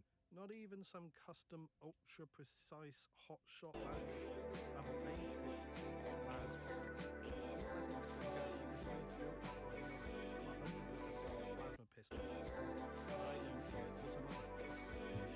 Now, in saying that, people can be very passionate about any kind of change, a shortcoming, some passion about just engagement. Now, for better or worse, I generally struggle to get overtly passionate for such things the majority of the time, even with it being related to hobbies that I'm very overly invested in. It's why I don't often make videos when they announce new things for 40k, because you might imagine I'd be like foaming at the mouth. In actuality, very little gets me going for new things. Usually I just kind of like, yeah, sure, nice. Some of my top wish lists would be things like more flavor about what the Emperor is and what he's moving toward becoming. I don't think that it's something that shouldn't happen. I think we should know more there, and the situation with the Inari as well. Guilliman reuniting with the other Primarchs, we need to see that. I'd even love to see a situation where he speaks with Lorgar and so on. Basically, actually interesting things, not just a scavenger titles to punctuate it. That's why Call novels are so intriguing to me, because they really build out not only the character, but often the lost history of the Imperium. And a figure like Call, who is throwing the rules out the window, is particularly interesting to see other things. Anyway, Yarrick. His own path is as intriguing, because he stands in many ways as a typical Imperial commander, holding the line against the horror. But he is so much more than that. Yarrick is defining of the Imperial Guard, and as I said, I think honestly, 40k itself for that matter. The Age of the Imperium is a time where unnamed heroes die by the billion, their existence forgotten before the blood dries. And to understand this is to understand the weight, power, and accomplishment of those whose names resonate throughout the centuries, if not millennia. Sebastian Yarrick would rise to become this figure of legend, but not because he was the strongest, the fastest, not even the most brilliant tactician. He endured because there was a need for him as a figure to the population of the world he defended. Yarrick allowed himself to become what the Imperium demanded, even as the cost of this hollowed him. Which to my mind always makes me think of other figures like Tybor in the Siege of Vrax novel, which, I guess a little spoiler here, deals with mainly this concept of what it means to be a Krieger. And another small spoiler quote here is when he says toward the end, "We of the Krieg cannot be heroes, for heroes live forever, while we are born only to die." It's one of the interesting aspects to that story, and I saw many say that that was a pretty boring novel, which I totally disagree with, not at all for me personally. I thought it was particularly interesting to see Kriegsman struggle with the concept of duty and identity, to understand that while he could be something more and have greater impact beyond basic duty, ultimately he would see that their anonymous nature is what makes them so powerful. However, the key thing to remember is that this is highly specific to the Krieg, not so much Cadians, Mordians, the Steel Legion. For those regiments, very much names and deeds endure. Inspiration is how they empower. Yarrick is this mythical figure, even among his enemies, but he was above all else always just a man. But he wasn't born to that name. He was born Sebastian, or Baz, Varden, on the world of Taos III. Orphaned and raised by his tough but caring grandfather, who himself was a veteran sergeant of the Imperial Guard, it was from him that Baz would learn the skills that would save his life and bring him to the point which saw him enter the Schola. For when orcs invaded the world, his grandfather would be killed. Varden would survive long enough that when Imperial reinforcements arrived, they would find the boy. A commissar, recognizing this achievement in survival, took him away, but upon inquiring to his name, Sebastian chose not his own name, but the name etched upon the blade he carried, Yarrick, in honor of his grandfather. From there, he was raised in the Schola Progenium, sharpened by his shortcomings, later forged in war. Because from the outset, Yarrick had grit and bitter determination, that much was clear. But he also had this guttural stubbornness that defines the Guard, that refuses to let humanity fall. When the weight of a collapsing hive world bore down on Armageddon, it was Yarrick who stood, with a burning willpower and presence that even terrified the orc masses. And yet now, a figure who was so practical and tangible lies buried beneath layers of imperial propaganda. The words of the ecclesiarchy, the living embodiment of the emperor's wrath. They depict him standing tall even in his old age, his bionic claw raised to strike, his eye glowing with holy fire. They speak of his endless crusades against the war boss, sermons delivered between battles, miracles wrought by sheer defiance. How much of that is true, knowing the Imperium, very little. But it does the job. It inspires the hope and will which fuels and drives the masses of humanity that they need to survive. When you strip away the propaganda, what remains is far more compelling. A tired, old man, a loyal servant, someone who saw the Imperium not for what it claimed to be, but for what it had to be. Brutal and unyielding. The seed of this unbreakable will was planted early in the sterile, pitiless halls of the Schola, where orphans of war and the nobility and planetary casualties alike were fed into the imperial machine. And what emerged were the commissars, the judges, the Tempestus, the Sororitas, the assassins, sometimes even servants for the Inquisition. Those who kept the Imperium's lower ranks functioning, essentially, through their brutal discipline, their indoctrinated loyalty, and their merciless executions. The Schola taught weakness was heresy, mercy was a luxury no longer afforded to humanity. And from that edifice emerged Yarrick. What he had taken away from his time spent there was more dangerous than simple obedience. He developed an unwavering sense of clarity. Because by then he knew what the Imperium was, its history, the decay behind the mask and the facade. Instead of recoiling from the horror, though, he embraced what was necessary. He did not believe the Emperor to be a god because he was told to. He believed it because a species on the brink of extinction needs something unquestionable, a singular, blinding star to guide its crumbling arc. For Yarrick, the Emperor was less a divine father and more a pillar, something which could not be permitted to fall, even if the rest of the Imperium turned to ash. Very likely, whatever the Emperor actually is after 10,000 years, that sentiment is quite correct. And whether the Emperor is a god or not, it's pretty critical to understand that ideological perspective, and Guilliman would agree very likely with Yarrick just as much. So he was trained by the Schola in the art of the Tempestus, the warriors. Yarrick's early service was poorly recorded, largely because it was unremarkable, not for lack of distinction, but because he had not yet become the figure history demanded. For there are thousands, if not millions, of imperial officers who serve with distinction. Few would become memorable enough or live long enough that any could really know their name, though. While Yarrick served in regiments on distant worlds, putting down uprisings, purging the impure, all sort of standard fare, because I'll say it again, remember the Guard and the Sororitas of the Imperium spend far more time suppressing human disruption than they do Xenos horror. But by the time of Armageddon, Yarrick had a lot of experience under his belt. He had time to forge and understand his own perspective. He led the Steel Legion a century prior to the Second War in Armageddon. And Yarrick by then was ruthless, but not monstrous. He had a clear purpose to his severity: execute cowards, not the wounded; punish disorder, but not despair. These kind of small distinctions don't go unnoticed by the masses, and so his sense of reputation would grow. It made him respected rather than just feared.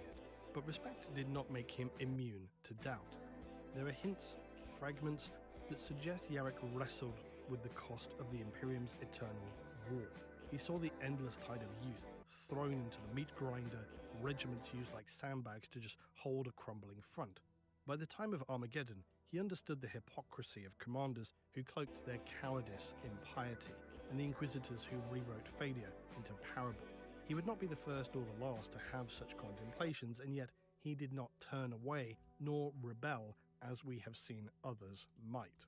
But there was a crucial moment, a turning point before the great wars of Armageddon, when Yarrick chose to lean into that image. He began to understand that survival in the 41st millennium was not just about weapons or manpower or armor even. It was about harnessing the tool that could unlock the greater power of humanity: perception. Because to defeat an enemy like the Orc, who thrived on momentum and belief, you had to become more than just a man. Yarrick understood that truth in the Imperium was very much a luxury, and that sometimes a well-told lie I like that part. might save a city, a regiment, a world. So by the time his name was spoken on the wind itself, with every act of his brutal faith, every sermon of war, every corpse Okay, up stepped to there, over, me gusta cómo está. Yarrick buried that man that he had once been. He would become, in that place, something colder, sterner, still human, but in a different sense. He was a figure of necessity. This burden is what elevates him above the propaganda statues, the parade ground oaths. He bore the cost of survival, not because he was forced to, but because he saw that nobody else would survive long enough to do it if he did not. And that's really the simple origins of Yarrick, that before the myth and the legend, before the claw and the eye, there was just a boy, a man, unwavering, morally questioning even, but would remain deeply pragmatic. A human who looked into the abyss and chose to become the fear they saw inside. By the outbreak of the Second War for Armageddon, he knew exactly who he was: Commissar Sebastian Yarrick. But at this point, he was already old, tired, centuries, if not millennia. Sebastian Yarrick would rise to become this figure of legend, but not because he was the strongest, the fastest, not even the most brilliant tactician. He endured because there was a need for him as a figure to the population of the world he defended. Yarrick allowed himself to become what the Imperium demanded, even as the cost of this hollowed him. Which to my mind always makes me think of other figures like Tyborg in the Siege of Vrax and the novel, which, I guess a little spoiler here, deals with mainly this concept of what it means to be a Krieger. And another small spoiler quote here is when he says toward the end, "We of the Krieg cannot be heroes, for heroes live forever, while we are born only to die." It's one of the interesting aspects to that story, and I saw many say that that was a pretty boring novel, which I totally disagree with, not at all for me personally. I thought it was particularly interesting to see a Kriegsman struggle with the concept of duty and identity, to understand that while he could be something more and have greater impact beyond basic duty, ultimately he would see that their anonymous nature is what makes them so powerful. However, the key thing to remember is that this is highly specific to the Krieg, not so much Cadians, Mordians, the Steel Legion. For those regiments, very much names and deeds endure. Inspiration is how they empower. Yarrick is this mythical figure, even among his enemies, but he was above all else always just a man. But he wasn't born to that name. He was born Sebastian, or Baz, Varden, on the world of Taos III. Orphaned and raised by his tough but caring grandfather, who himself was a veteran sergeant of the Imperial Guard, it was from him that Baz would learn the skills that would save his life and bring him to the point which saw him enter the Schola. For when orcs invaded the world, his grandfather would be killed. Varden would survive long enough that when Imperial reinforcements arrived, they would find the boy.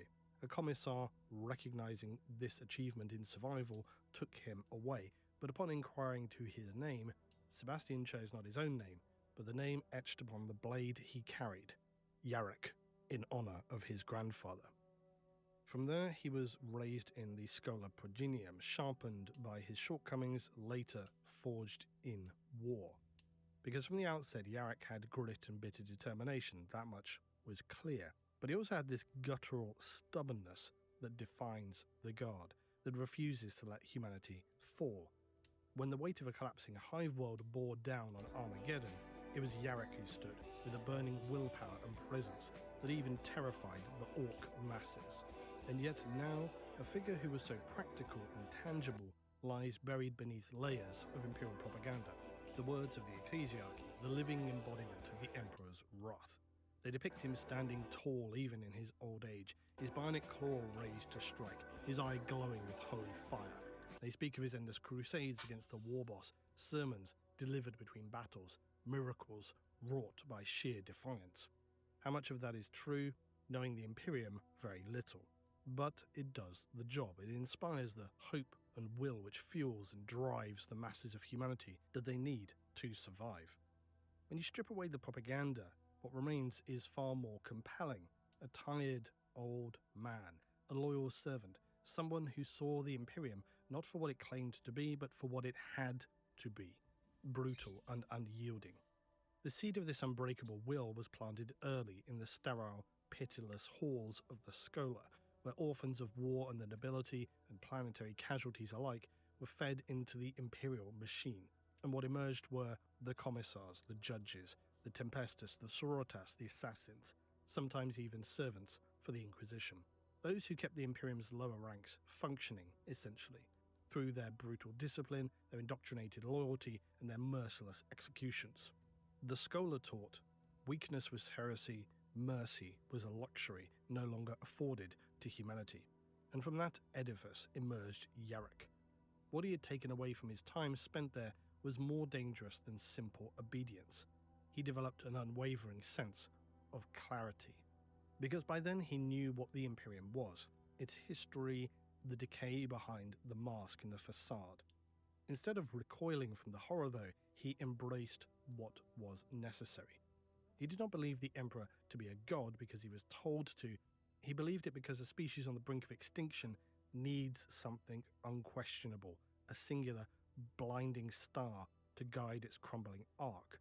For Yarrick, the Emperor was less a divine father and more a pillar, something which could not be permitted to fall, even if the rest of the Imperium turned to ash.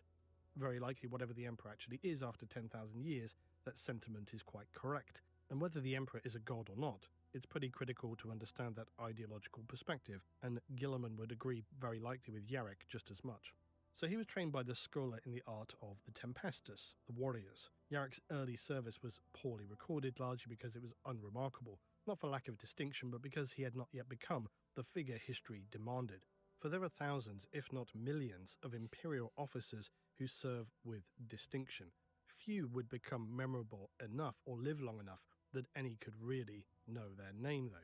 While Yarrick served in regiments on distant worlds, putting down uprisings, purging the impure, all sort of standard fare, because I'll say it again, remember the Guard and the Sororitas of the Imperium spend far more time suppressing human disruption than they do Xenos horror. But by the time of Armageddon, Yarrick had a lot of experience under his belt. He had time to forge and understand his own perspective. He led the Steel Legion a century prior to the Second War on Armageddon. And Yarrick by then was ruthless, but not monstrous. He had a clear purpose to his severity.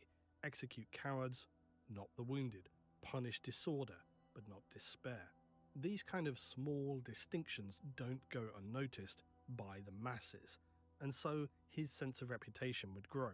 It made him respected rather than just feared. But respect did not make him immune to doubt. There are hints, fragments, that suggest Yarrick wrestled with the cost of the Imperium's eternal war. He saw the endless tide of youth thrown into the meat grinder, regiments used like sandbags to just hold a crumbling front. By the time of Armageddon, he understood the hypocrisy of commanders who cloaked their cowardice in piety, and the inquisitors who rewrote failure into parable. He would not be the first or the last to have such contemplations, and yet he did not turn away nor rebel as we have seen others might. But there is a crucial moment, a turning point before the great wars of Armageddon, when Yarrick chose to lean into that image. He began to understand that survival in the 41st millennium was not just about weapons or manpower or armor even. It was about harnessing the tool that could unlock the greater power of humanity, perception. Because to defeat an enemy like the Orc, who thrived on momentum and belief, you had to become more than just a man. Yarrick understood that truth in the Imperium was very much a luxury, and that sometimes a well-told lie might save a city, a regiment, a world. So by the time his name was spoken on the wind itself, with every act of his brutal faith, every sermon of war, every corpse stepped over, Yarrick buried that man that he had once been. He would become, in that place, something colder, sterner, still human, but in a different sense. He was a figure of necessity. This burden is what elevates him above the propaganda statues, the parade ground oaths.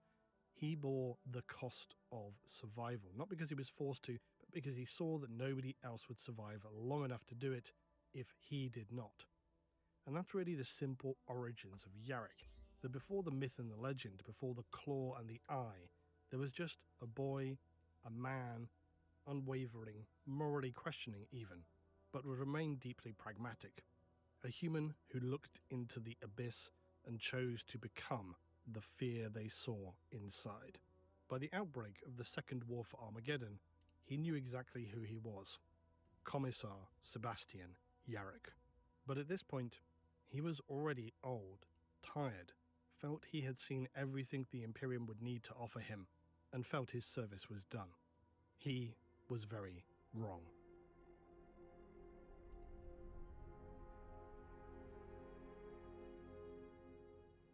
Now comically, new material about the First War for Armageddon just released, and wouldn't you know it, it arrived today whilst I'm in the middle of editing this. But this video is really about Yarrick and his influence rather than the narrative breakdown of the Armageddon Wars. So today we will give an overview of that, but really what binds it all together is Yarrick. And I think if I do a more deeper sort of breakthrough analysis of the entire Armageddon situation right from the beginning to the end, I'll do that a little later in a more atmospheric style. Armageddon was a world which had suffered. It was already scarred even as the first notable war broke out upon it. And that was no petty rebellion or Xenos incursion. It was this warp-born invasion led by no less than Angron, the demon primarch of the World Eaters.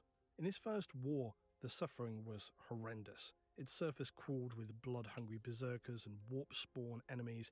It was only saved by the coordinated efforts of the Grey Knight, Space Wolves, and Assassinorum. But their ultimate victory came at a typically grim price, seen throughout the Imperium when such figures arrive.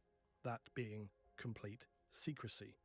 All surviving Imperial Guard and PDF who had witnessed the demons were executed or mind-wiped. The truth of the war was buried. The people were told there had been a large-scale civil insurrection. It was a lie, but as we spoke about earlier, a necessary one at the time, and one which subsequently left the world unprepared for what was to come, which is, as always, very much the standard chain of events for the Imperium. There are worlds in the galaxy that, through often little fault of their own, never stop bleeding. Armageddon is one such place, positioned in the Segmentum Solar near to the unstable warp routes of the Maelstrom. It was a long vital supplier of manpower, raw infrastructure materials, fabrication, promethium for the wider war machine. Its skies blackened by industry, its oceans sludged with toxic runoff. Its hive cities like Hell's Reach, Hades and Acheron pierced the atmosphere like rusting spears. The population lived lives of human hardship, which were very typical. Many died young. It was a planet where their own daily war was the work they toiled in. As the scars of the First War faded into rumour, the Imperium's vigilance, of course, slackened. Their attention was redirected elsewhere. And so the perfect conditions arose for the Green Menace to fall upon the world. For this war would be led by the war boss known as Ghazghkull Mag Uruk Thraka, a warlord whose psychic resonance made him not just powerful, but indeed a prophet among the Orcs, a living apocalypse for themselves and the Imperium. And as would be typical for any Orc invasion, they descended in near inestimable numbers, making landfall across multiple zones, smashing into the planet with Orcs pouring out like tidal waves, striking from orbit in their extremely crude but effective assault pods. Their ships trailed radiation and wreckage, shedding entire decks as they burned through the upper atmosphere, which is always a vision of the Orcs that I absolutely love. Their ships just kind of disintegrating as they smash into our planet. It's just spectacular. The furious conflagration which erupted on the planet thereafter would see one hive city, Volcanus, wiped off the map within days. This was a tsunami of Orc power that just decimated anything in its Tsunami path. of Orc Commissar power. Yarrick at this time had already forged this reputation in the Guard for his discipline, his belief in the Emperor as this organizing principle of survival. And as noted, as a commissar, he'd basically seen the strength that ritual and faith could inspire versus the rot that cowardice spread if that was left unpunished. Nonetheless, Yarrick had never faced anything like this Orc invasion led by Ghazghkull, and just some discipline was not going to be enough to survive it. As is standard for these campaigns, the planetary overlord was ignorant and hapless, and so when Yarrick pragmatically ordered an astropathic distress call against the wishes of the planetary overlord, he would be assigned to Hive Hades, or perhaps exiled might have been a better term, because despite being a key industrial hive city situated near the equatorial belt of the planet, it was typically poorly defended, undersupplied, a prime target to be overrun. Many senior commanders even believed it to be already a lost cause, and some were recommending evacuation. Yarrick had clearly been sent there to die. Yet he refused to accept this impending annihilation. Instead, he got to work. He consolidated the PDF and other Guard units. He purged any and all who were being defeatist or deserting, executions, and the like. His will was absolute, and certainly in this instance it was through fear, this capacity to instill dread in the units he commanded, that would come to define this engagement. Because when the Orc hordes finally reached the city, they found not a crumbling hive, but a fortress, which of course made near to zero impact about how the Orcs chose to approach and engage with it. But Yarrick had transformed Hades into a bastion of resistance. Trenches had been dug, turrets reactivated, walls reinforced, and so when the siege began, it was no less than had been expected. It was apocalyptic.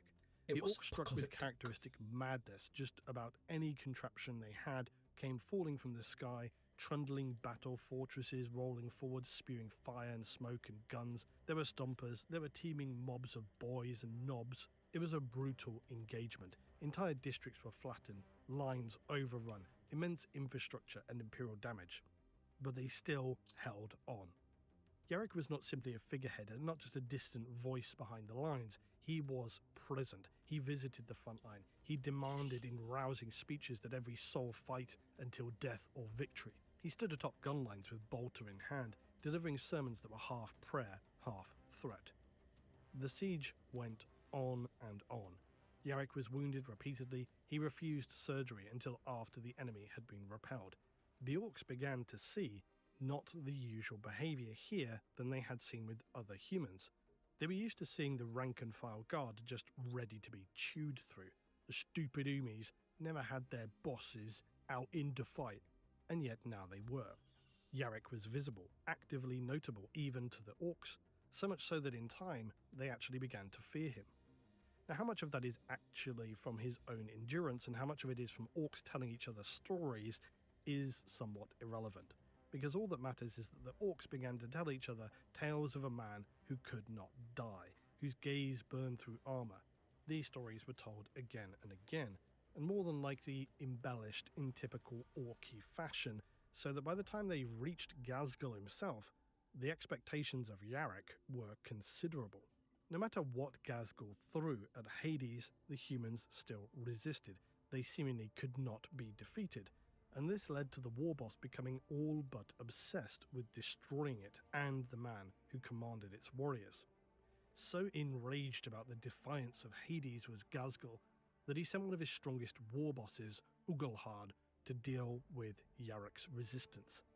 In the battle that ensued, Yarek was infamously wounded in this duel, losing his right arm with a swipe from the Orc's power claw. The Commissar's iron will, though, allowed him to not only survive, but to rise up and decapitate the Orc boss with his chainsword. Then, pulling the power claw from its ruined body, he held it high above him, the sight of which caused the Orcs to flee in terror, while simultaneously causing the human defenders to charge forward with renewed vigor. Yarek had demonstrated his unbreakable iron will. He ordered his arm to be replaced in a moment that really defines where Yarek becomes legend, for he ordered his arm replaced not with standard Imperial augmetics, but with the power claw of the slain Orc boss, a visible, grotesque trophy, but one that he understood the psychological impact that this would inflict upon the Orcs. Later, when his eye was also damaged during battle, he had it replaced with a pulse laser implant, further playing on the Orcs' superstitions, to where they began to speak of his evil eye that could kill with a glance. Now, just how practically functional that really was is again not really relevant, because in the context of this conflict what really matters is what it symbolized. Yarek had become precisely what the Orcs feared, and in doing so, he exacerbated and empowered it even further. He turned their own nature exponentially against them. And for him to exploit this is to demonstrate how well he understood the Orcs, because as we know, Orcs are comical, but powerful in their ability where the strength of their belief defines truth. It's a reason why Orcs should not be ever underestimated, because they have this very strange Gestalt Orc psychic ability, that through this collective belief, if a thing is feared, it may well become real. Luckily for the Orcs, that rarely happens, because they tend to not really fear anything. Luckily for the Imperium, the Orcs don't tend to really understand how this power works themselves, because if it did, they could will some truly terrifying things into reality. Most of the time for Orcs, it's the classic red things go faster, bigger bomb goes boom, and that's pretty good for most Orcs most of the time. In this instance, the genius of Yarek was to become their fear. He was already the man who had stood up to their strongest and lived, which in itself was very disturbing to the Orcs, but now he had become, in their minds, a living Umi avatar of death. That belief radiated through their ranks like a plague. They hesitated, they faltered, they were scared. So that when at last Imperial reinforcements, including Space Marines from the Salamanders and Black Templars, arrived in force, it was more than enough to turn the tide. Hades had held, but barely. It had been completely overrun by now, wave after wave of Orc reinforcements that Ghazghkull had just thrown in. The Orcs were pushed back, and Ghazghkull fled the system. His war was shattered, but not destroyed. Armageddon was saved, but at a horrifying cost. Pyrrhic victory does not really do it justice, for casualties across the hives numbered in the hundreds of millions. The equatorial zones were rendered uninhabitable for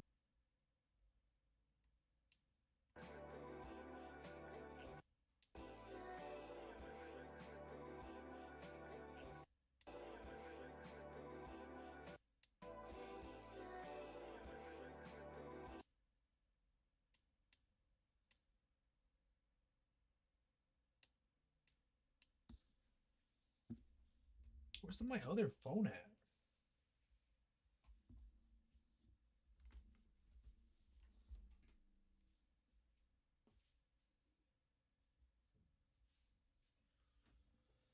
Estás tan lejos de mí. Te sigo pensando.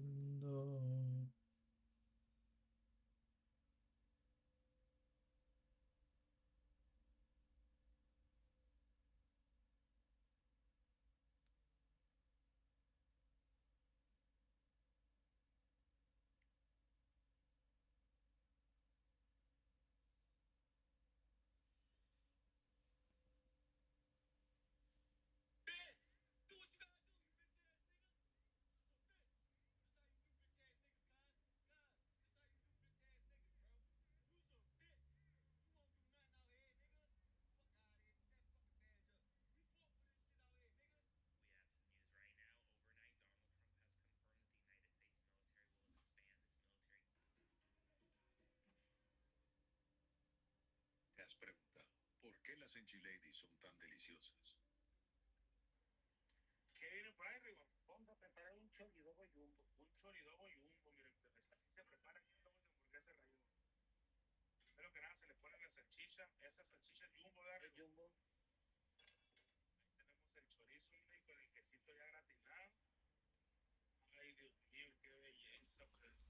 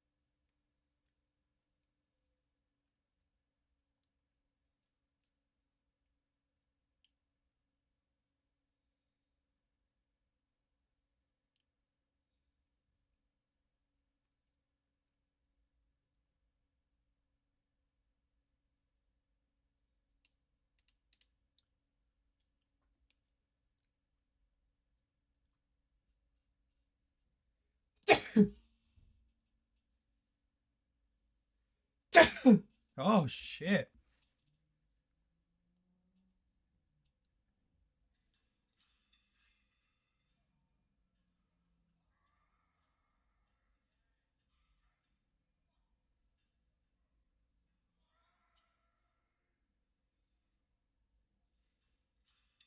you can lift enough weight to snap one of these bamboo bars, that's an impressive lift.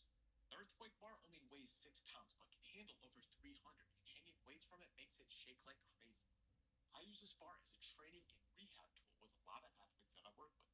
3-time Olympian Mirabai Chanu from India, powerlifting legend Julius Mattis, who's recovering from an elbow injury and chasing a never-performed 800-pound raw bench press. Research has shown this unstable bar can teach a lifter to stay tight throughout the lift, decreasing dips and muscle activation. It can improve force transfer for better performance with a regular barbell and potentially decrease injury risk as there's less energy leakage. So, would you try this bar?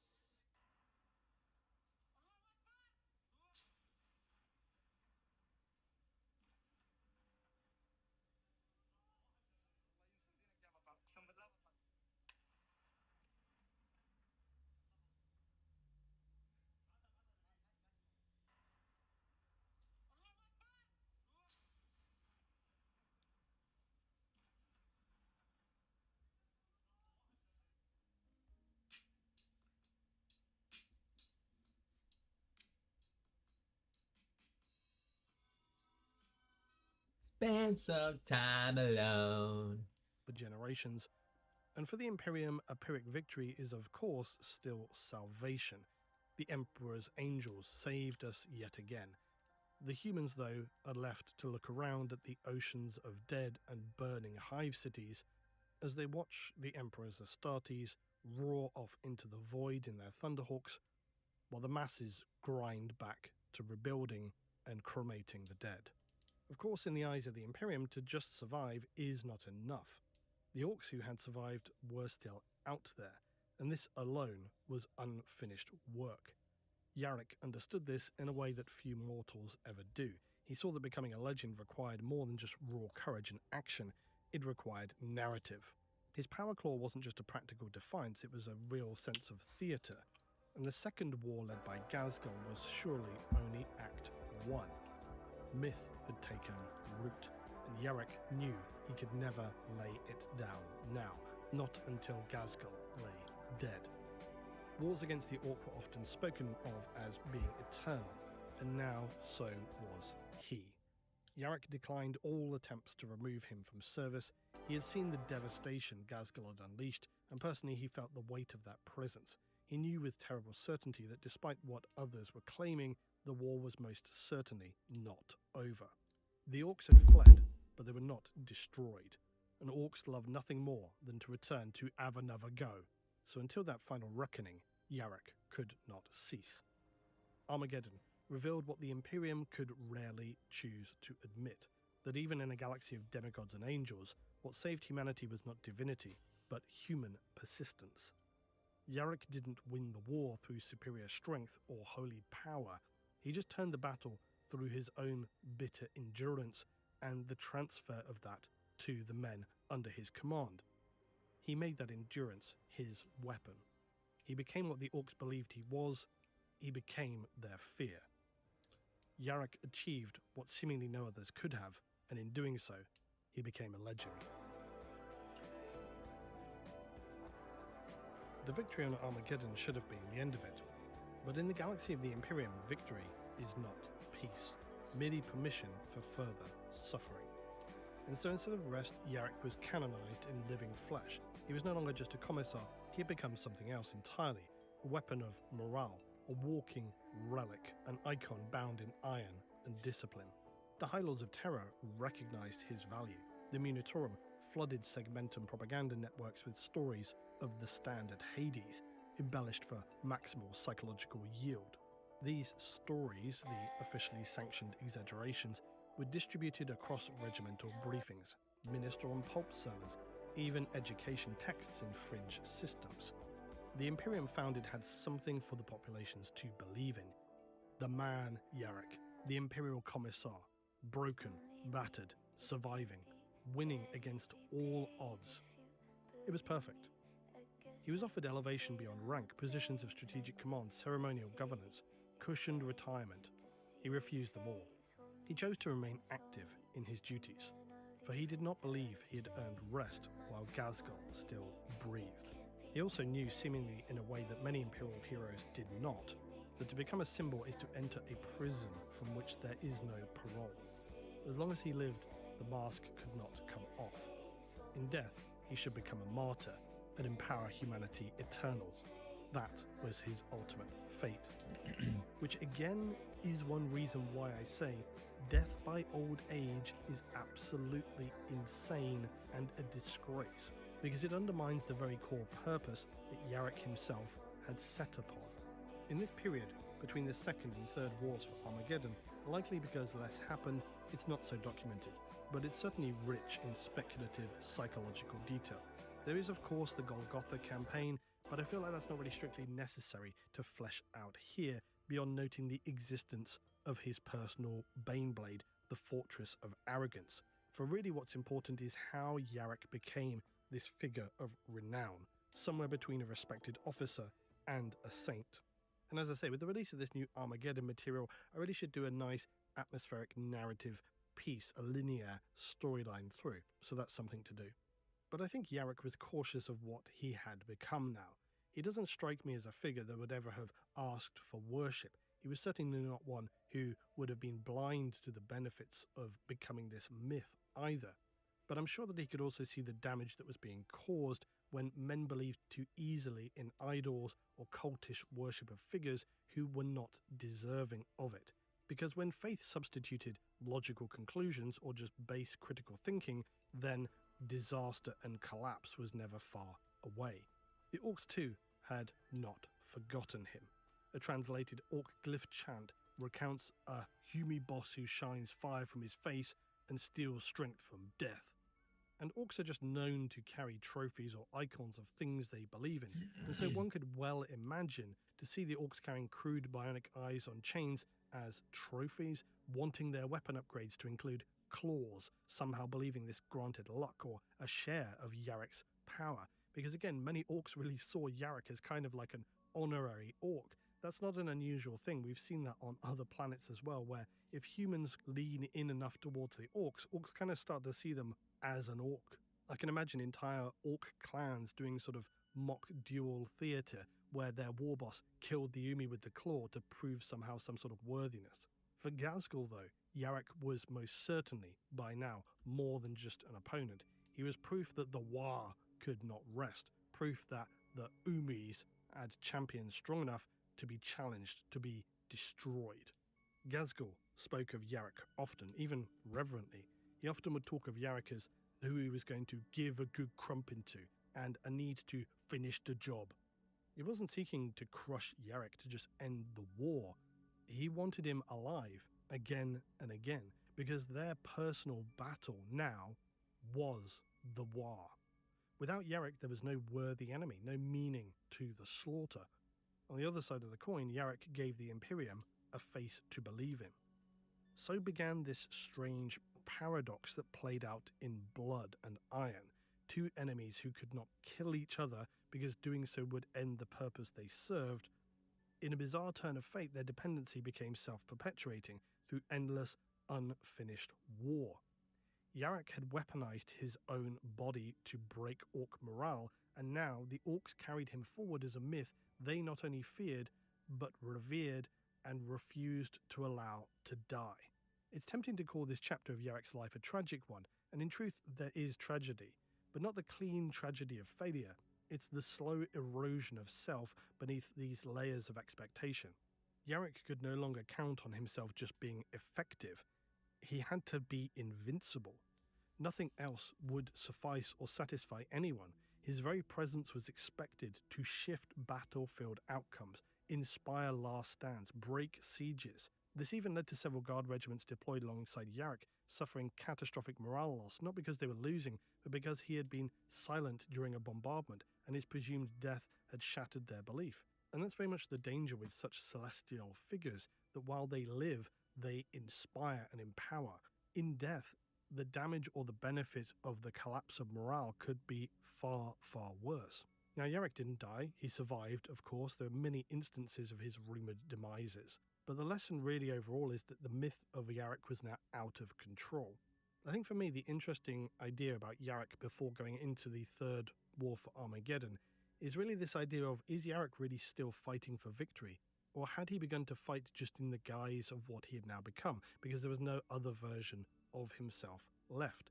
Strangely, he had kind of become like Ghazghkull, sort of war boss mentality, where the idea, the concept of him being this bigger individual is what carried more weight than his actual practical actions. In some sense, Yarrick became that cliche also of the mirror held up to the Imperium. They wanted a symbol, he gave them one. But what does that symbol do when their cause becomes endless, when every battle leads to another, when the very thing you oppose refuses also to die? An ordinary commander, a commissar, could have just respectfully withdrawn, tactically adjusted their strategy. In time, maybe they could have accepted a commissar's desk, lived out their years training successors or doing work behind the lines. For Yarrick, that was absolutely impossible. Now, Yarrick was the guard. He had espoused this for so long that soldiers could never falter, never step down, only to stand. Then so must he, even when the mask no longer felt like his armor, but had become his tomb.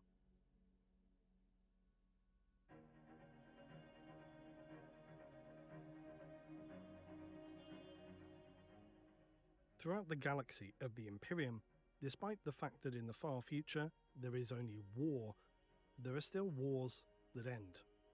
Armageddon was not one of them. So when the third war for Armageddon came, it was not at all unexpected. It was a storm long foreseen upon the horizon. The Imperium had been tracking Ghazghkull's movements since his flight from the Second War. Yarrick had made it this personal mission, his obsession really, to trace the warlord across the stars. Every intercepted Orc glyph, every fragment of astropathic chatter and tremor in the warp was sifted, analysed, linked back to this rising storm. On the other side, after Armageddon, Ghazghkull had watched from the shadows. He'd studied the Imperium and Doomies. He needed to know better how to combat them.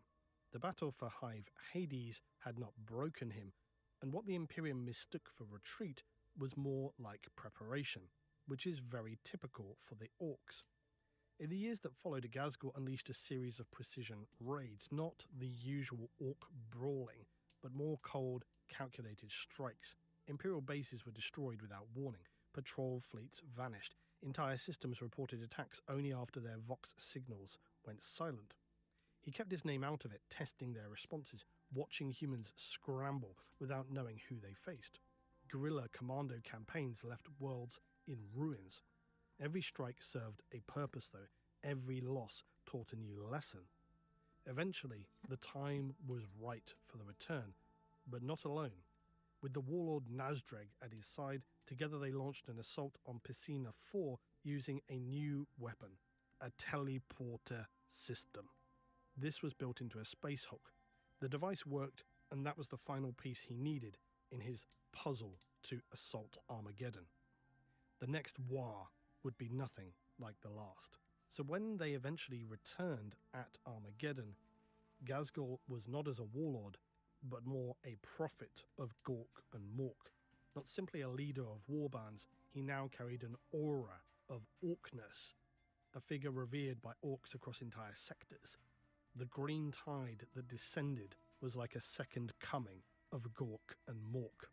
In the aftermath of the first invasion, the Imperium had also launched a vast reconstruction of the Armageddon system. Recognizing its strategic value finally, The Adeptus Terra had ordered significant naval upgrades. The notable St. John's Dock was rebuilt to support interstellar warships. 3 permanent monitoring stations were installed in the outer system, Mannheim, Dante, and Yarok, after the heroes of the Second War. Ground and orbital defenses were completely overhauled. And though immense effort was made, progress was still slow. So much that even after 50 years, much remained incomplete due to rising demands elsewhere in the Imperium. And that's always an issue with the Imperium, is its need to prioritize current problems, which then inevitably trickles down to creating bigger issues elsewhere later. The number of available regiments declined, weakening Armageddon's long-term security. A military council was appointed, led by General Kurov of the Imperial Guard and supported by high-ranking representatives from the Navy, the Munitorum, the Ecclesiarchy, the Mechanicus. Across a 25-year period, Kurov oversaw xenocidal campaigns in the jungles and across key regions that purged the enduring orc infestations. But even as the Imperium rebuilt, the orcs now returned. Attacks on nearby systems continued to escalate, astropathic messages had flooded in, there were visions of blood, destruction, the beast resurgent, rumours that Gazgul had already returned, and even the most obstinate bureaucrats could no longer deny the reality that was bearing down upon them. A new war was coming, and it seemed inevitable that Armageddon would burn again. And alongside that expectation, Commissar Yarok returned.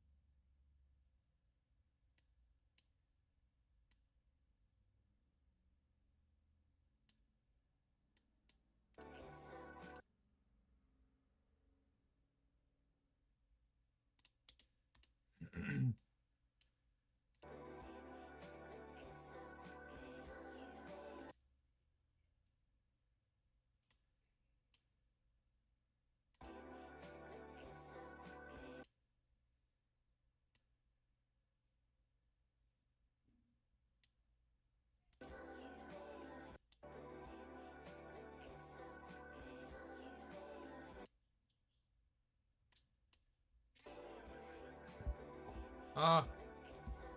Ah. Sácala. Ok, ¿puedo agarrar el flan? Sí. Vente, papá. Oh, ya se metió. Ya se fue para allá.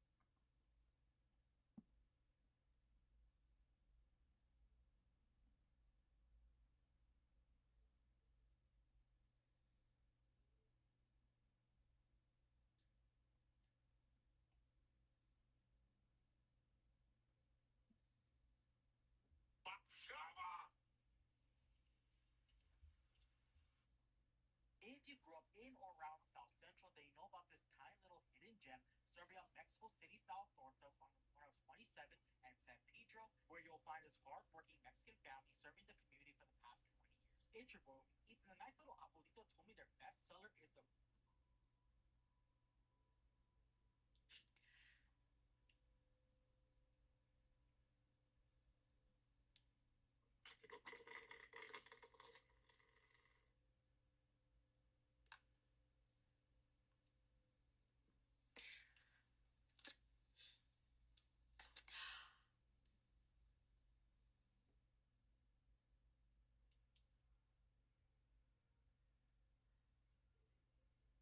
You nasty bitch, I saw that.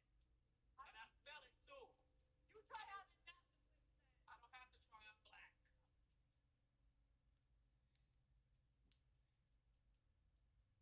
You nasty bitch, I saw that.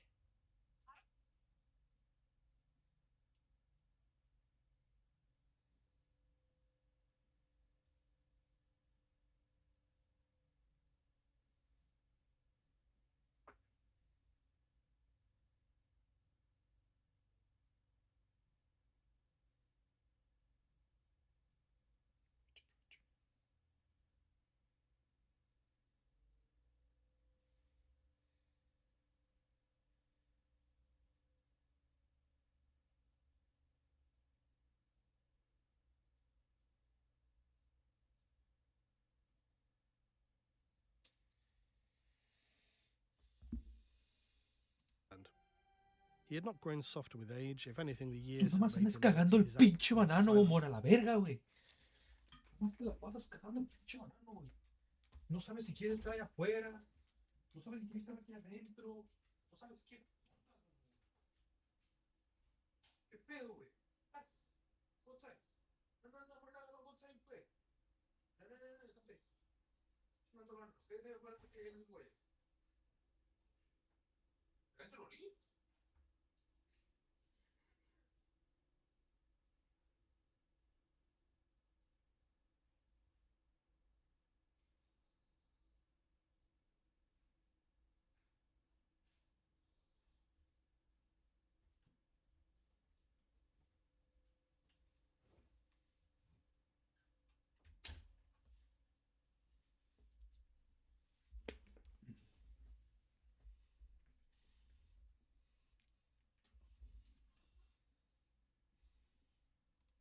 More formidable. His presence on the battlefield during the Third War was noted across multiple war zones, not because he commanded directly, but because wherever he stood, resistance hardened. His pursuit of Ghazghkull had become something more than vengeance, more than duty. It had become a metaphysical campaign, because to Yarrick, Ghazghkull was not just a war boss. He was the embodiment of the Imperium's greatest fear, that no matter how many enemies it slays, the void will just bring new ones. To slay Ghazghkull was to prove that persistence could defeat this sense of inevitability. It was in essence a war of meaning. On the day of the Emperor's ascension, 57 years after the previous invasion, the Orcs returned. Ghazghkull's force would once again descend on Armageddon. The first sign of this, though, was silence. Monitor Station Dante was cut off mid-transmission. Within hours, hundreds of Orc ships emerged. Final reports confirmed at least 50 cruisers, 300 escorts, and multiple Space Hulks. The system went to full alert.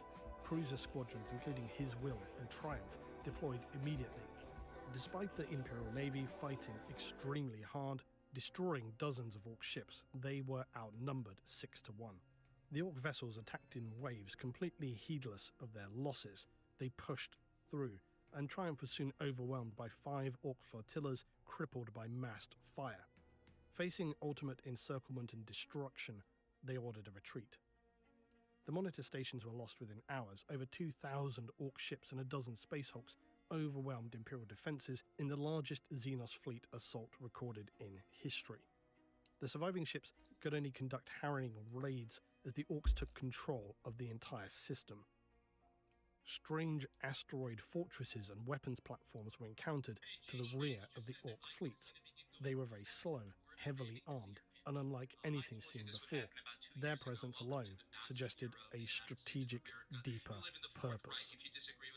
Rather than stroking the dock directly, the orcs unusually besieged it for 6 days. Boarding waves finally would breach the station, much of it wrecked before inquisitorial kill teams eventually drove them out. In the final weeks before the most direct of Ghazghkul's landings, Armageddon was now consumed by a frenzy of preparation. Titan legions reactivated their ancient reactors, Imperial Guard regiments were entrenched, and Space Marines from over 20 chapters deployed to hold the line. In orbit, Imperial ships ran a gauntlet of Orc patrols to deliver their reinforcements. Amidst it all, Yarok had returned, stepping once more onto the ashes of Hive Hades, to the immense cheers and idolation of the population. The myth of Yarok preceded him. He took immediate command of the military council, warning of Ghazghkul's cunning and scale, his presence alone carrying a resolve within those who remembered the last war. General Kurov handed him operational control. 6 weeks after Ghazghkul's forces had entered the system, the Orc fleet fully committed.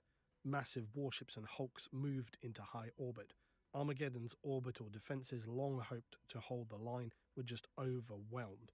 And after a brutal 3-day bombardment, the skies rained fire. Hades was struck by waves of incandescent meteors as Orc assault pods tore down through the upper atmosphere. By now, Yarok was on the ground, ordering the last of the Imperial Air Forces into a desperate counter-strike, sacrificing their aircraft in a final bid to destroy as many Orc landers as were possible before they reached the surface. The landings were just devastating. The Orcs came down in massive columns, huge mobs, walkers, war machines. They teleported directly into combat as Imperial gunlines strained to hold. Some Orc machines were lost, but many broke through. The skies were filled with dogfights, thunderbolts and furies dueled fighter bombers in the sulfur-yellow air. The Orcs on the ground surged forward. Much like the previous war, just days after the landings, Hive cities began to fall. This time, it was Acheron.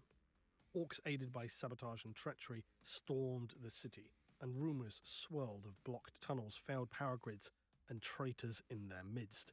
Then came the truth.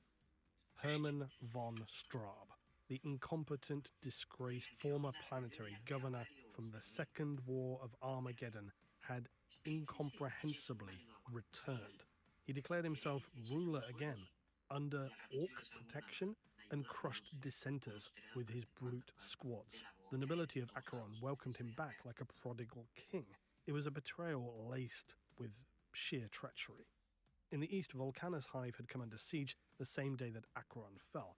In the ash wastes beyond, the titans of Tempestus and Victorum dueled the Orc Blackfire tribe for days amid the open desert, buying time but paying in sacred steel. Orc attacks came in waves, breaking, regrouping with a terrifying speed. Even failed assaults bled the defenders thin. Yarok moved through the lines, easily identifying Ghazghkul's strategy to divide and disorientate the defenders, then strike whatever resistance was weakest. The Orcs coordinated their landings with a surprising level of clarity and concentrated their warbands with disturbing levels of precision. In many areas, only the Astartes held firm, even pushing out to launch search and destroy missions across the Heartlands, eradicating Orc supply chains and the regrouping mobs before they could strike again. But Yarok understood what few others were willing to admit. This wasn't a war of conquest, it was a reckoning. Ghazghkul had returned not to just fight, he had come to end it. Throughout the Third War, Ghazghkul and Yarok moved in orbit of each other, never quite meeting, always influencing the flow of the war. Their campaigns mirrored each other. Ghazghkul's forces surged, Yarok's countered. Hive after hive were torn open, reforged in this crucible. It was as though the entire planet was being rewritten around the gravitational pull of two opposing legends. And the psychological effect of Yarok's presence in the Third War was very profound. Orc warbands that had suffered at Hades in the previous war broke rank upon identifying his personal banner. Other Orcs fanatically loyal to Ghazghkul surged towards his position like pilgrims seeking martyrdom. Yarok had become both the bane and beacon of the War. He was not just an adversary, he was the proof of the Orc god's wrath, the final test. Despite his symbolic status, Yarrick did not command from real eyes. He was out there from the wreckage of his personal Baneblade, his power claw covered in gore, his command style more surgical, appearing where morale was needed, where losses were turning fatal, where commanders were cracking. As the war deepened, Ghazghkull unleashed his full arsenal. Orc submersibles landed at Tempostora and Hell's Reach. They bypassed Imperial defences. Within days, the city fell, and Hell's Reach docks were overrun, despite desperate resistance from stormtroopers and Astartes. Ghazghkull's infamous rocks, armoured asteroids now retrofitted with weapons, shields and teleport arrays, had become flying fortresses, delivering Orc reinforcements directly into battle with the teleporters. Yarrick led a counterattack against these, supported by Legio Metallica, successfully destroying several. Yet the cost of doing so was unacceptably high. Elsewhere, entire regiments were wiped out in hours as Orc warbands surged into Imperial territory. The first major ground engagement came at a factory complex where Gargants under warlords Burzuk and Scarfang clashed with the Titans of Crucius. 6 Titans and 8 Gargants were lost, as was the site itself. Its facilities were entirely torn apart by the Orcs to fuel their further conquest. And when Hive Infernus came under siege, Orc speed cults isolated it completely. Counterattacks failed. Its populace tried to take inspiration from the legends of Commissar Yarrick and how he had made the Orcs pay for every inch of ground at Hades. Not all were brave enough to face their doom. Thousands fled into the wastes to be killed or captured by the speed cults, which circled the Hive like vultures. Within days, any defenders were trapped, shelled, and slaughtered. To the north and south, fresh Orc landings in the fire wastes and deadlands shattered Imperial commanders. The Imperium's morale faltered. Infernus burned beneath orbital bombardment, and its defenders made their peace. Then came a final message delivered by Colonel Gortar. Their final choice: surrender or die. And the war was only getting started. Elsewhere, in the poisoned light of Gatana Bay, where the air reeked of coolant and burning promethium, each side sought to deliver a decisive blow. The Orcs had launched an aggressive assault to the key water processing facility here that sustained the Hades districts. They had thrown everything into the battle. Orc dreadnoughts thundered forward, hammering Imperial trenches with the rockets and saw blades. The defenders braced for a quick collapse, but as the smoke of the battlefield parted, a wall of giants stood. Imperial giants. 17 venerable dreadnoughts, the ancient dead entombed in ceramite and hate, waiting for the Orc filth. At their head stood brother Deimos, who gave no warning as their las cannons opened fire. Within seconds, the first rank of Orc walkers were reduced to flame and scrap. They kept coming. 400 meters of exposed advance were under a punishing fire. The Orcs paid for every inch. 17 machines were lost before they even reached striking distance, and as the Orcs crashed against them in a bellowing tide, Deimos and his brothers did not yield. The bottleneck thickened. The Space Marine dreadnoughts launched their counter-assault, ploughing into the mass of scrap metal beasts with autocannon and close combat savagery. Steadily the Orc dreadnoughts fell, but none fled. Not a single one turned away, but none would survive. Their gambit had failed. Their final reserves gone, Thunderhawks began their strafing runs. The Orcs had no choice but to withdraw, and the Imperials once again held the line. But the cost was written in shattered, ancient Astartes hulls and scorched ground. This marked the point to where this war entered a new phase: stagnation. Despite the overwhelming material firepower, Ghazghkull had become ever impatient with the deadlock. Quite simply, he had become bored. The stalemate between himself and Yarrick no longer amused him, and so, in the twisted way of the prophet warrior, he enacted a personal revelation. He would resurrect Makari, his luckless standard-bearer, and for the first time spoke to the Grot not just as his mascot, but as something more of an equal. Ghazghkull, in his own brutal dialect, confessed that he hadn't been wrong, not weak, of course, but just mistaken. He had created a great war on Armageddon, but saw now it could be more. As if in answer to that pondering, a Lehman Russ battle tank emerged from the dust to blast a shell straight into the war boss's chest. Ghazghkull fell, but Makari did not, the grot crawling inside the tank to murder the crew. And when Ghazghkull eventually awoke scorched and bleeding, he didn't see a defeat, but he saw Mork or Gork had intervened and selected for him to leave. Ghazghkull declared the beginning of a new campaign, the Great War, and handed Armageddon to his lieutenants, for there was more galaxy to burn. Yarrick, though, learning of Ghazghkull's departure, made the fateful decision with a detachment of Black Templars to leave also in pursuit. His fate, he saw it, was inextricably linked to Ghazghkull, and their trail led to the Battle of Haunted Gulf, where Yarrick came close to finishing the job, but Ghazghkull escaped again, laughing as he vanished off into the stars. On Armageddon, the war did not end. Instead, the planet continued to burn. The Orcs now renamed it the Big Scrap, or in the darker corners, Ragnarok, the final Orc battle. More greenskins poured into the system every day, drawn by the scent of the endless battle. The casualty count spiraled to the billions, hives collapsed, rivers ran black with ash. Death became a currency, and the cost of it written on every page of every regiment's ledger. There are valid questions to be asked when a world reaches this point as to if it is truly worthwhile to defend, but the Imperium somehow held. Armageddon must not fall. And this was Yarrick's final crusade. We lose track of him really after this time, where he departed Armageddon and began this galactic pursuit of the Prophet of the War. Details of his exploits are scattered, though in flashes. It's possible he fought in the Octarius region, hunting Orc fleets from Charadon to the borders of the Ghoul stars. Not in conquest, but for just some sense of conclusion. But what makes his pursuit of Ghazghkull remarkable is its lack of spectacle. It's entirely possible, and this is my speculation, that he refused to allow the Munitorum to document his victories, because now he was not waging war for the greater morale, but for his own purposes, to keep a promise forged in blood at Hades decades earlier, a promise that he would see Ghazghkull dead.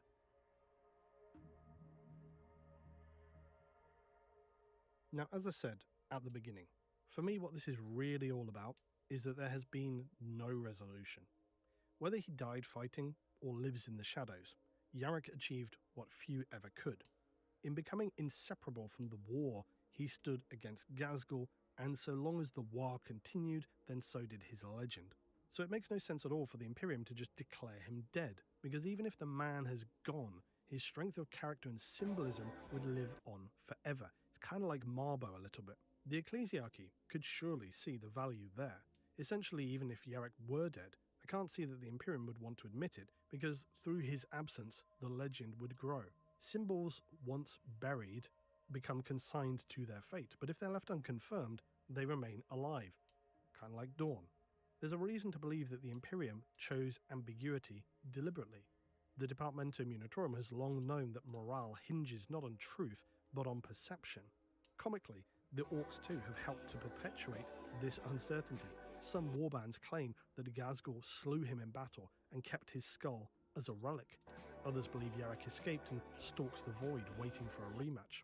In the campaigns that followed from Vigilus to Charadon and Octarius, commanders invoked Yarrick's name, his sermons, his quotes, his speeches, especially those among Armageddon's command echelons, the Steel Legion, all remain powerful to those who receive them.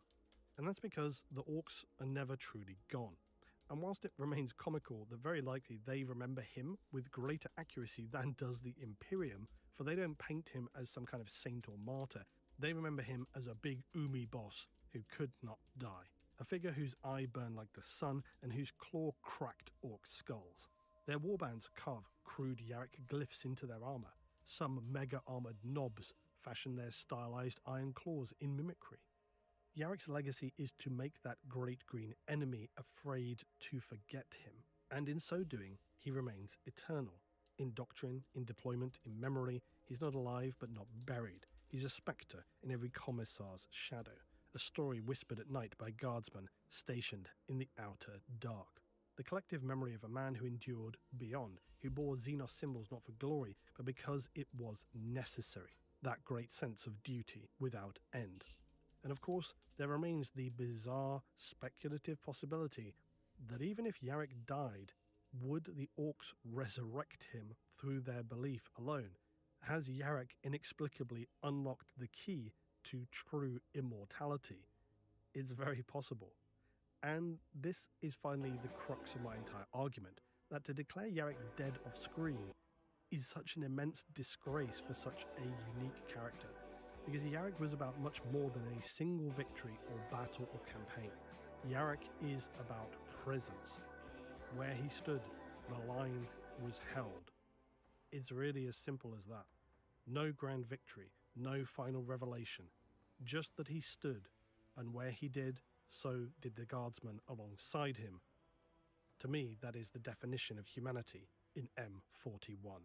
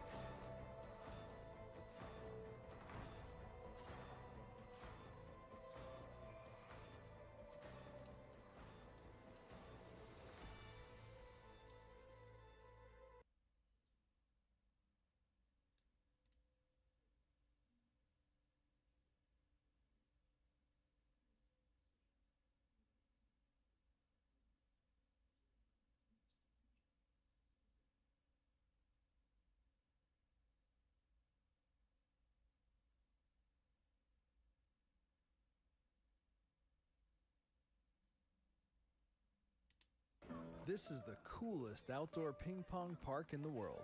An endless row of tables filled with characters and Chinese street ping pong. Some tables have smiles and others have smashes, but they're all full of people who love playing table tennis.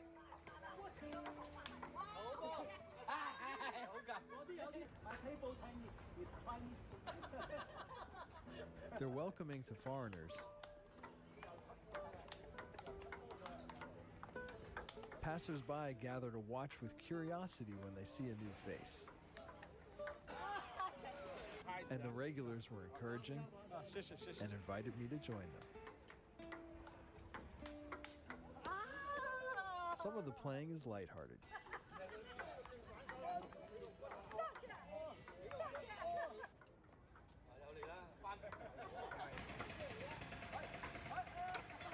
Some of it was challenging.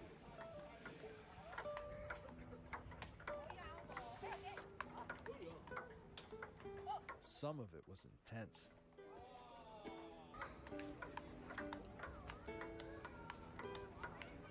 And some of it led to super cool opportunities.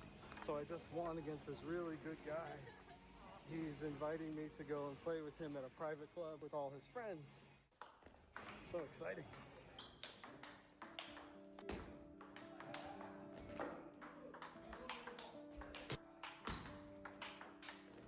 Some of it was unconventional.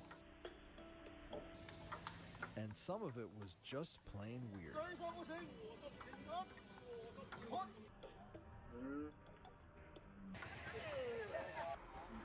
And some of it was rare, like this left-handed reverse tomahawk serve. Oh yeah, and I actually ate bugs. And I joined an indoor league with some really good players.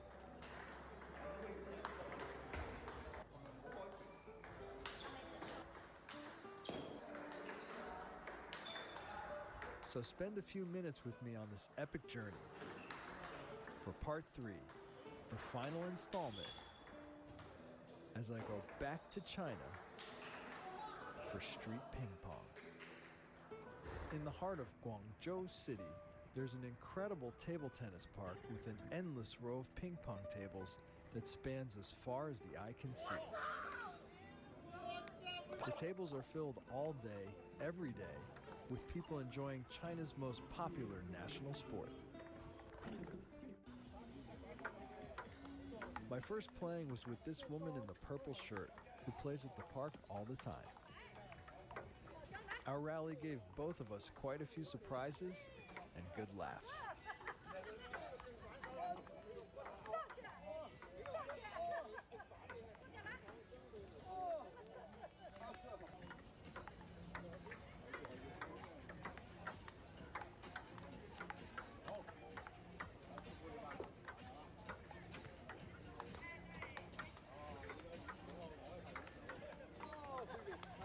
On this nice day, I encountered numerous people who are interested in hitting some balls with me, including this gentleman who plays with short pips, a very popular choice of rubber in China. This young man studies international business at the local university, speaks fluent English, and has some really nice table tennis skills, like a controlled backhand and spinny forehand loop. He had a number of great serves, like this reverse tomahawk.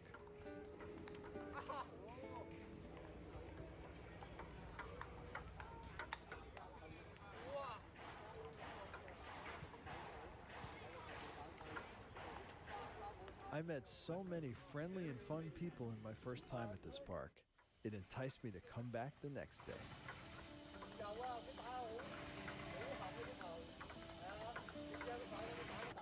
Mr. Purple Pants had some really effective deceptive motion before his serve that kept me misreading his spin, so I'd pop up the ball high for him to easily attack. His serve. He's got a very good serve. I have to be careful not to pop up his serve.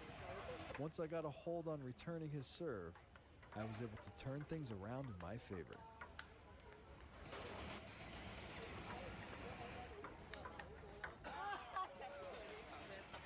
People were gathering around both to watch and to play. When Mr. Salmon Shirt showed up, I recognized him from his unusual style I watched earlier that day. He's the first person I've ever seen who, for some shots, stands completely backwards with his back facing the table, and I knew I was in for an interesting experience. He walked up to the table, and we began the weirdest warm-up.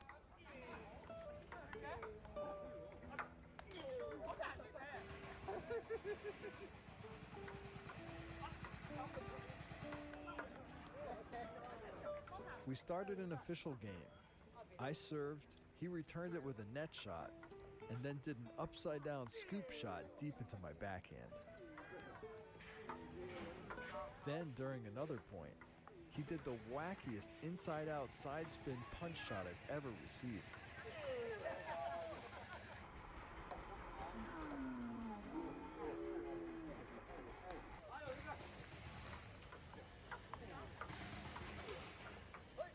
And the epic climax after I won the last point was, he just walked away. The man in the yellow shirt had real strong, solid shots, but only had time for a few rallies. The man in red was a high-level player with great defense, fast reflexes, and smart ball placement. I want to play tables fucking tennis now.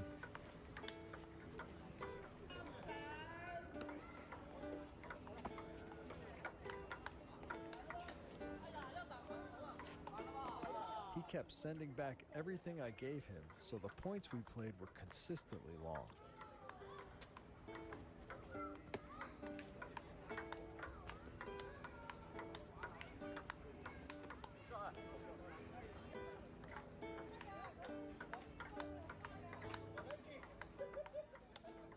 Some people gathered around just to look.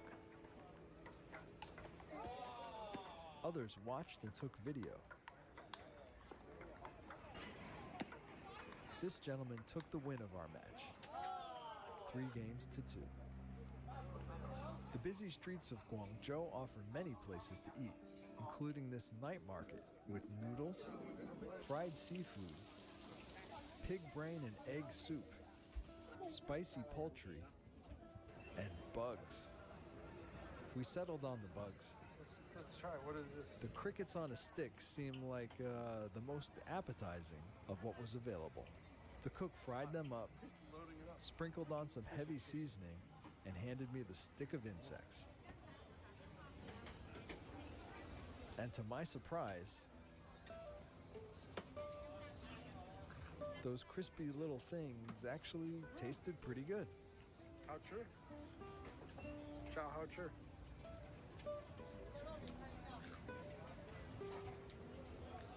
The following day, I met this man in the yellow shirt.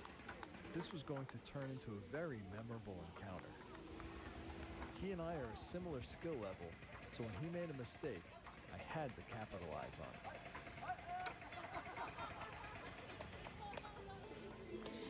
But the luck wasn't one-sided. It was evenly distributed.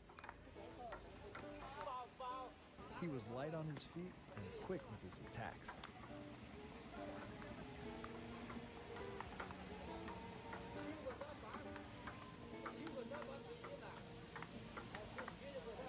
In the end, he missed his attack, and I won this close match 3-2. Unexpectedly, he presented me an offer to join him right then. So I just won against this really good guy, and he's inviting me to go and play with him at a private club with all his friends. So follow him now. He took the lead, and we followed him down the street and into the subway.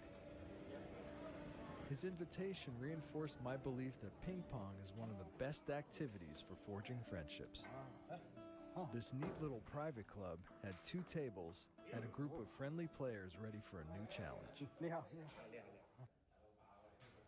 This nice man in blue was the first player I encountered. His skills were solid all around. You said buena? We had some fun together, and I took the win. The next man was an absolute beast. If there's a Shaolin temple of ping pong, he probably studied there.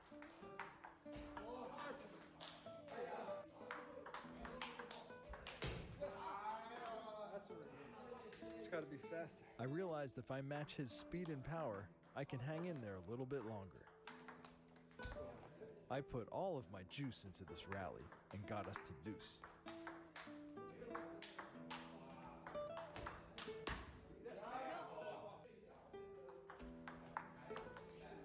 But then he literally pinned me to the wall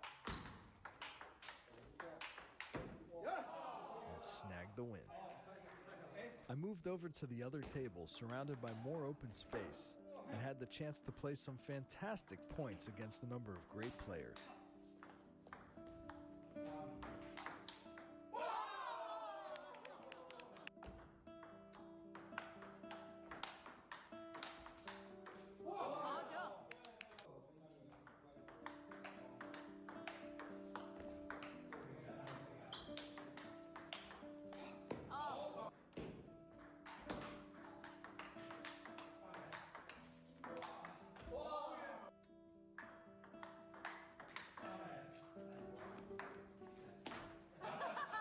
My new friend in yellow from the outdoor park requested a rematch, and we proceeded to have an incredible match.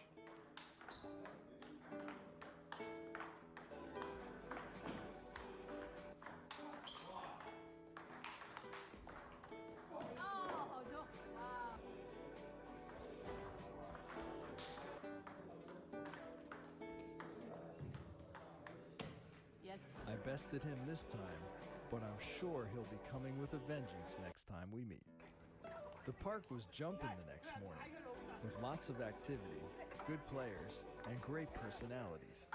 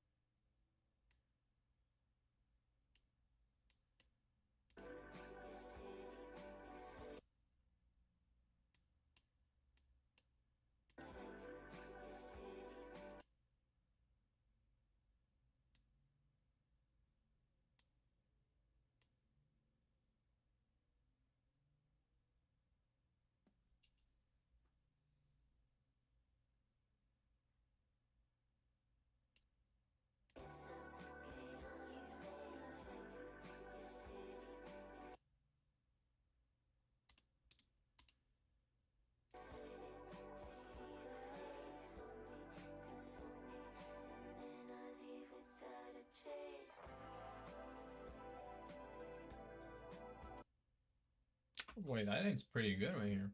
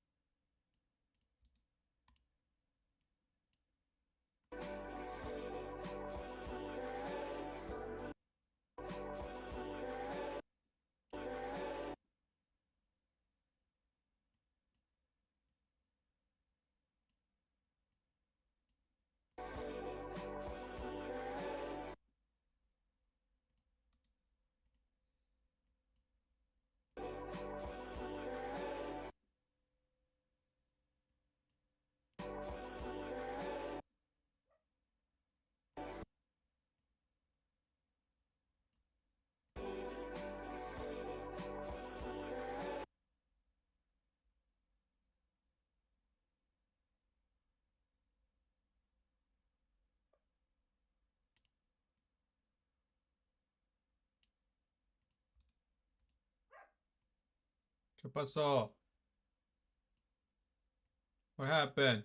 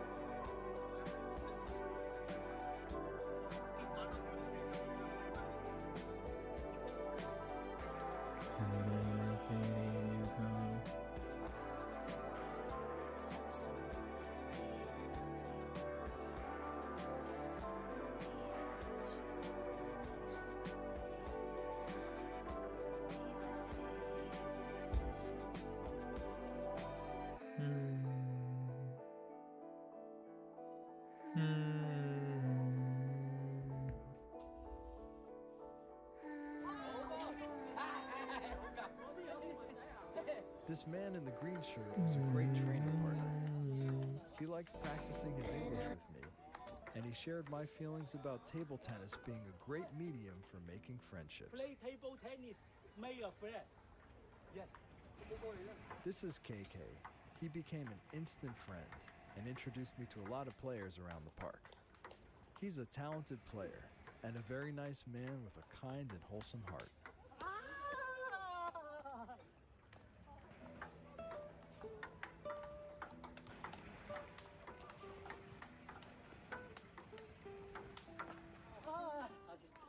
The power in her forehand shots was unbelievable.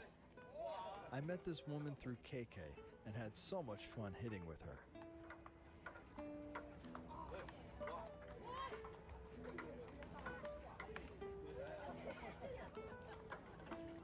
She kept attacking, and I kept defending, and we both kept laughing. So I gave her the silly shots.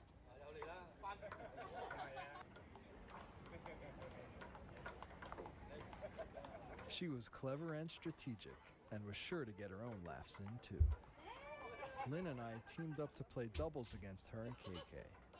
They lit us up with some explosive shots. And this woman delivered the smoothest backhand attack I'd seen all week.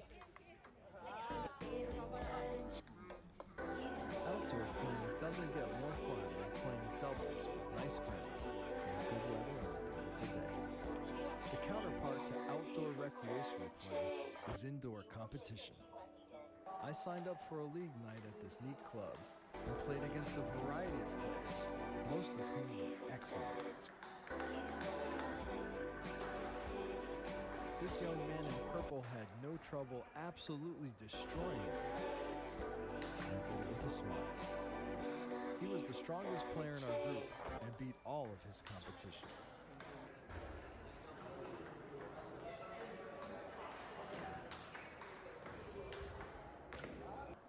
The next guy I played was solid, but I had some luck and some good opportunities for my unconventional shots, and took the win. There were other fun and interesting rallies with other players too.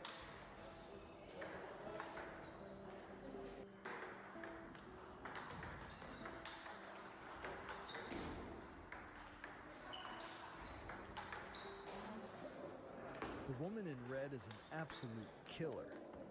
She's a beast mode short pips attacker.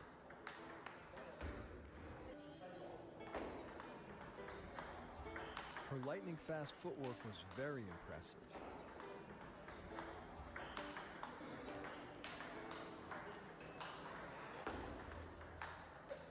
I was able to win the second game, tying us at 1-1. Then we had my favorite rally of the whole night.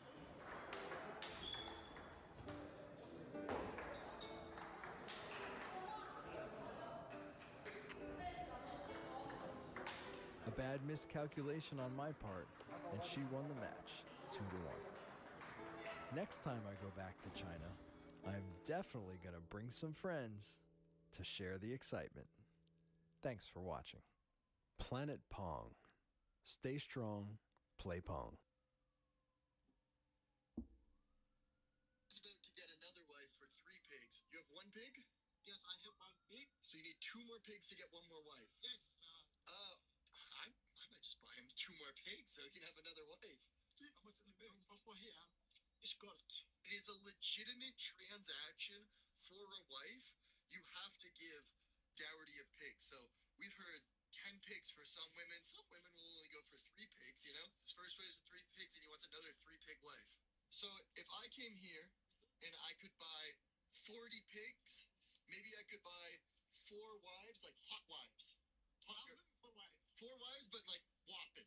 Mac and cheese in a pot type wife, yeah. I go back to Womena, buy some pig, get some nice wife. Wow! That nice grippy. Let's go. He's about to get another wife for 3 pigs. You have 1 pig? Yes, I have 1 pig. So you need 2 more pigs to get 1 more wife? Yes. I might just buy him 2 more pigs so he can have another wife. No, she's not my sister. She's white, I'm black. She's white, I'm black. But dark.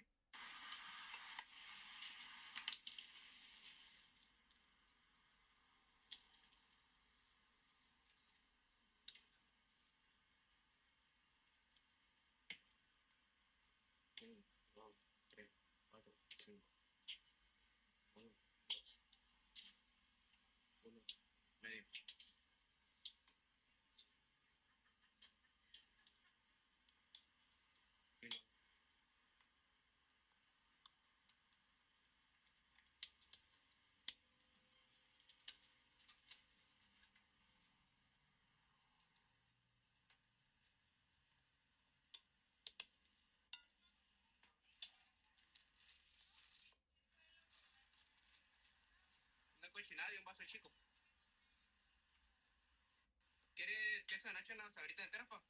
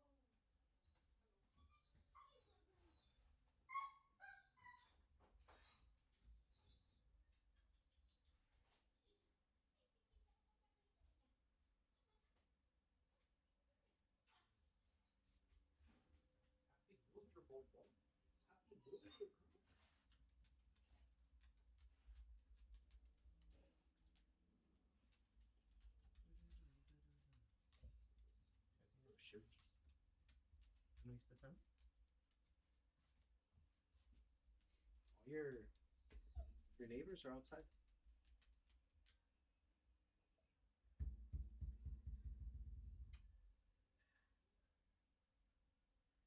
So I was like, so game night has to be at your pad or orale. But no, it's what we agreed on. If we would have said, hey, let's make movie night at my house, we would have talked about it. I made a decision if we're gonna make it here or over there. But he thought it was over there. No, because right now he's saying we can. Why not? If it's just gonna be us, why don't you just come to my house, and we can make it here. So, but I'm like, but we already decided, and then.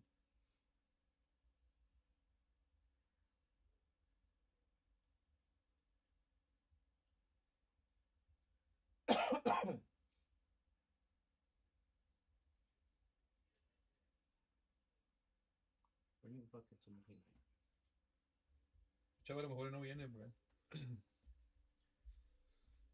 I'm really not here, so. Let's see what we can find to watch.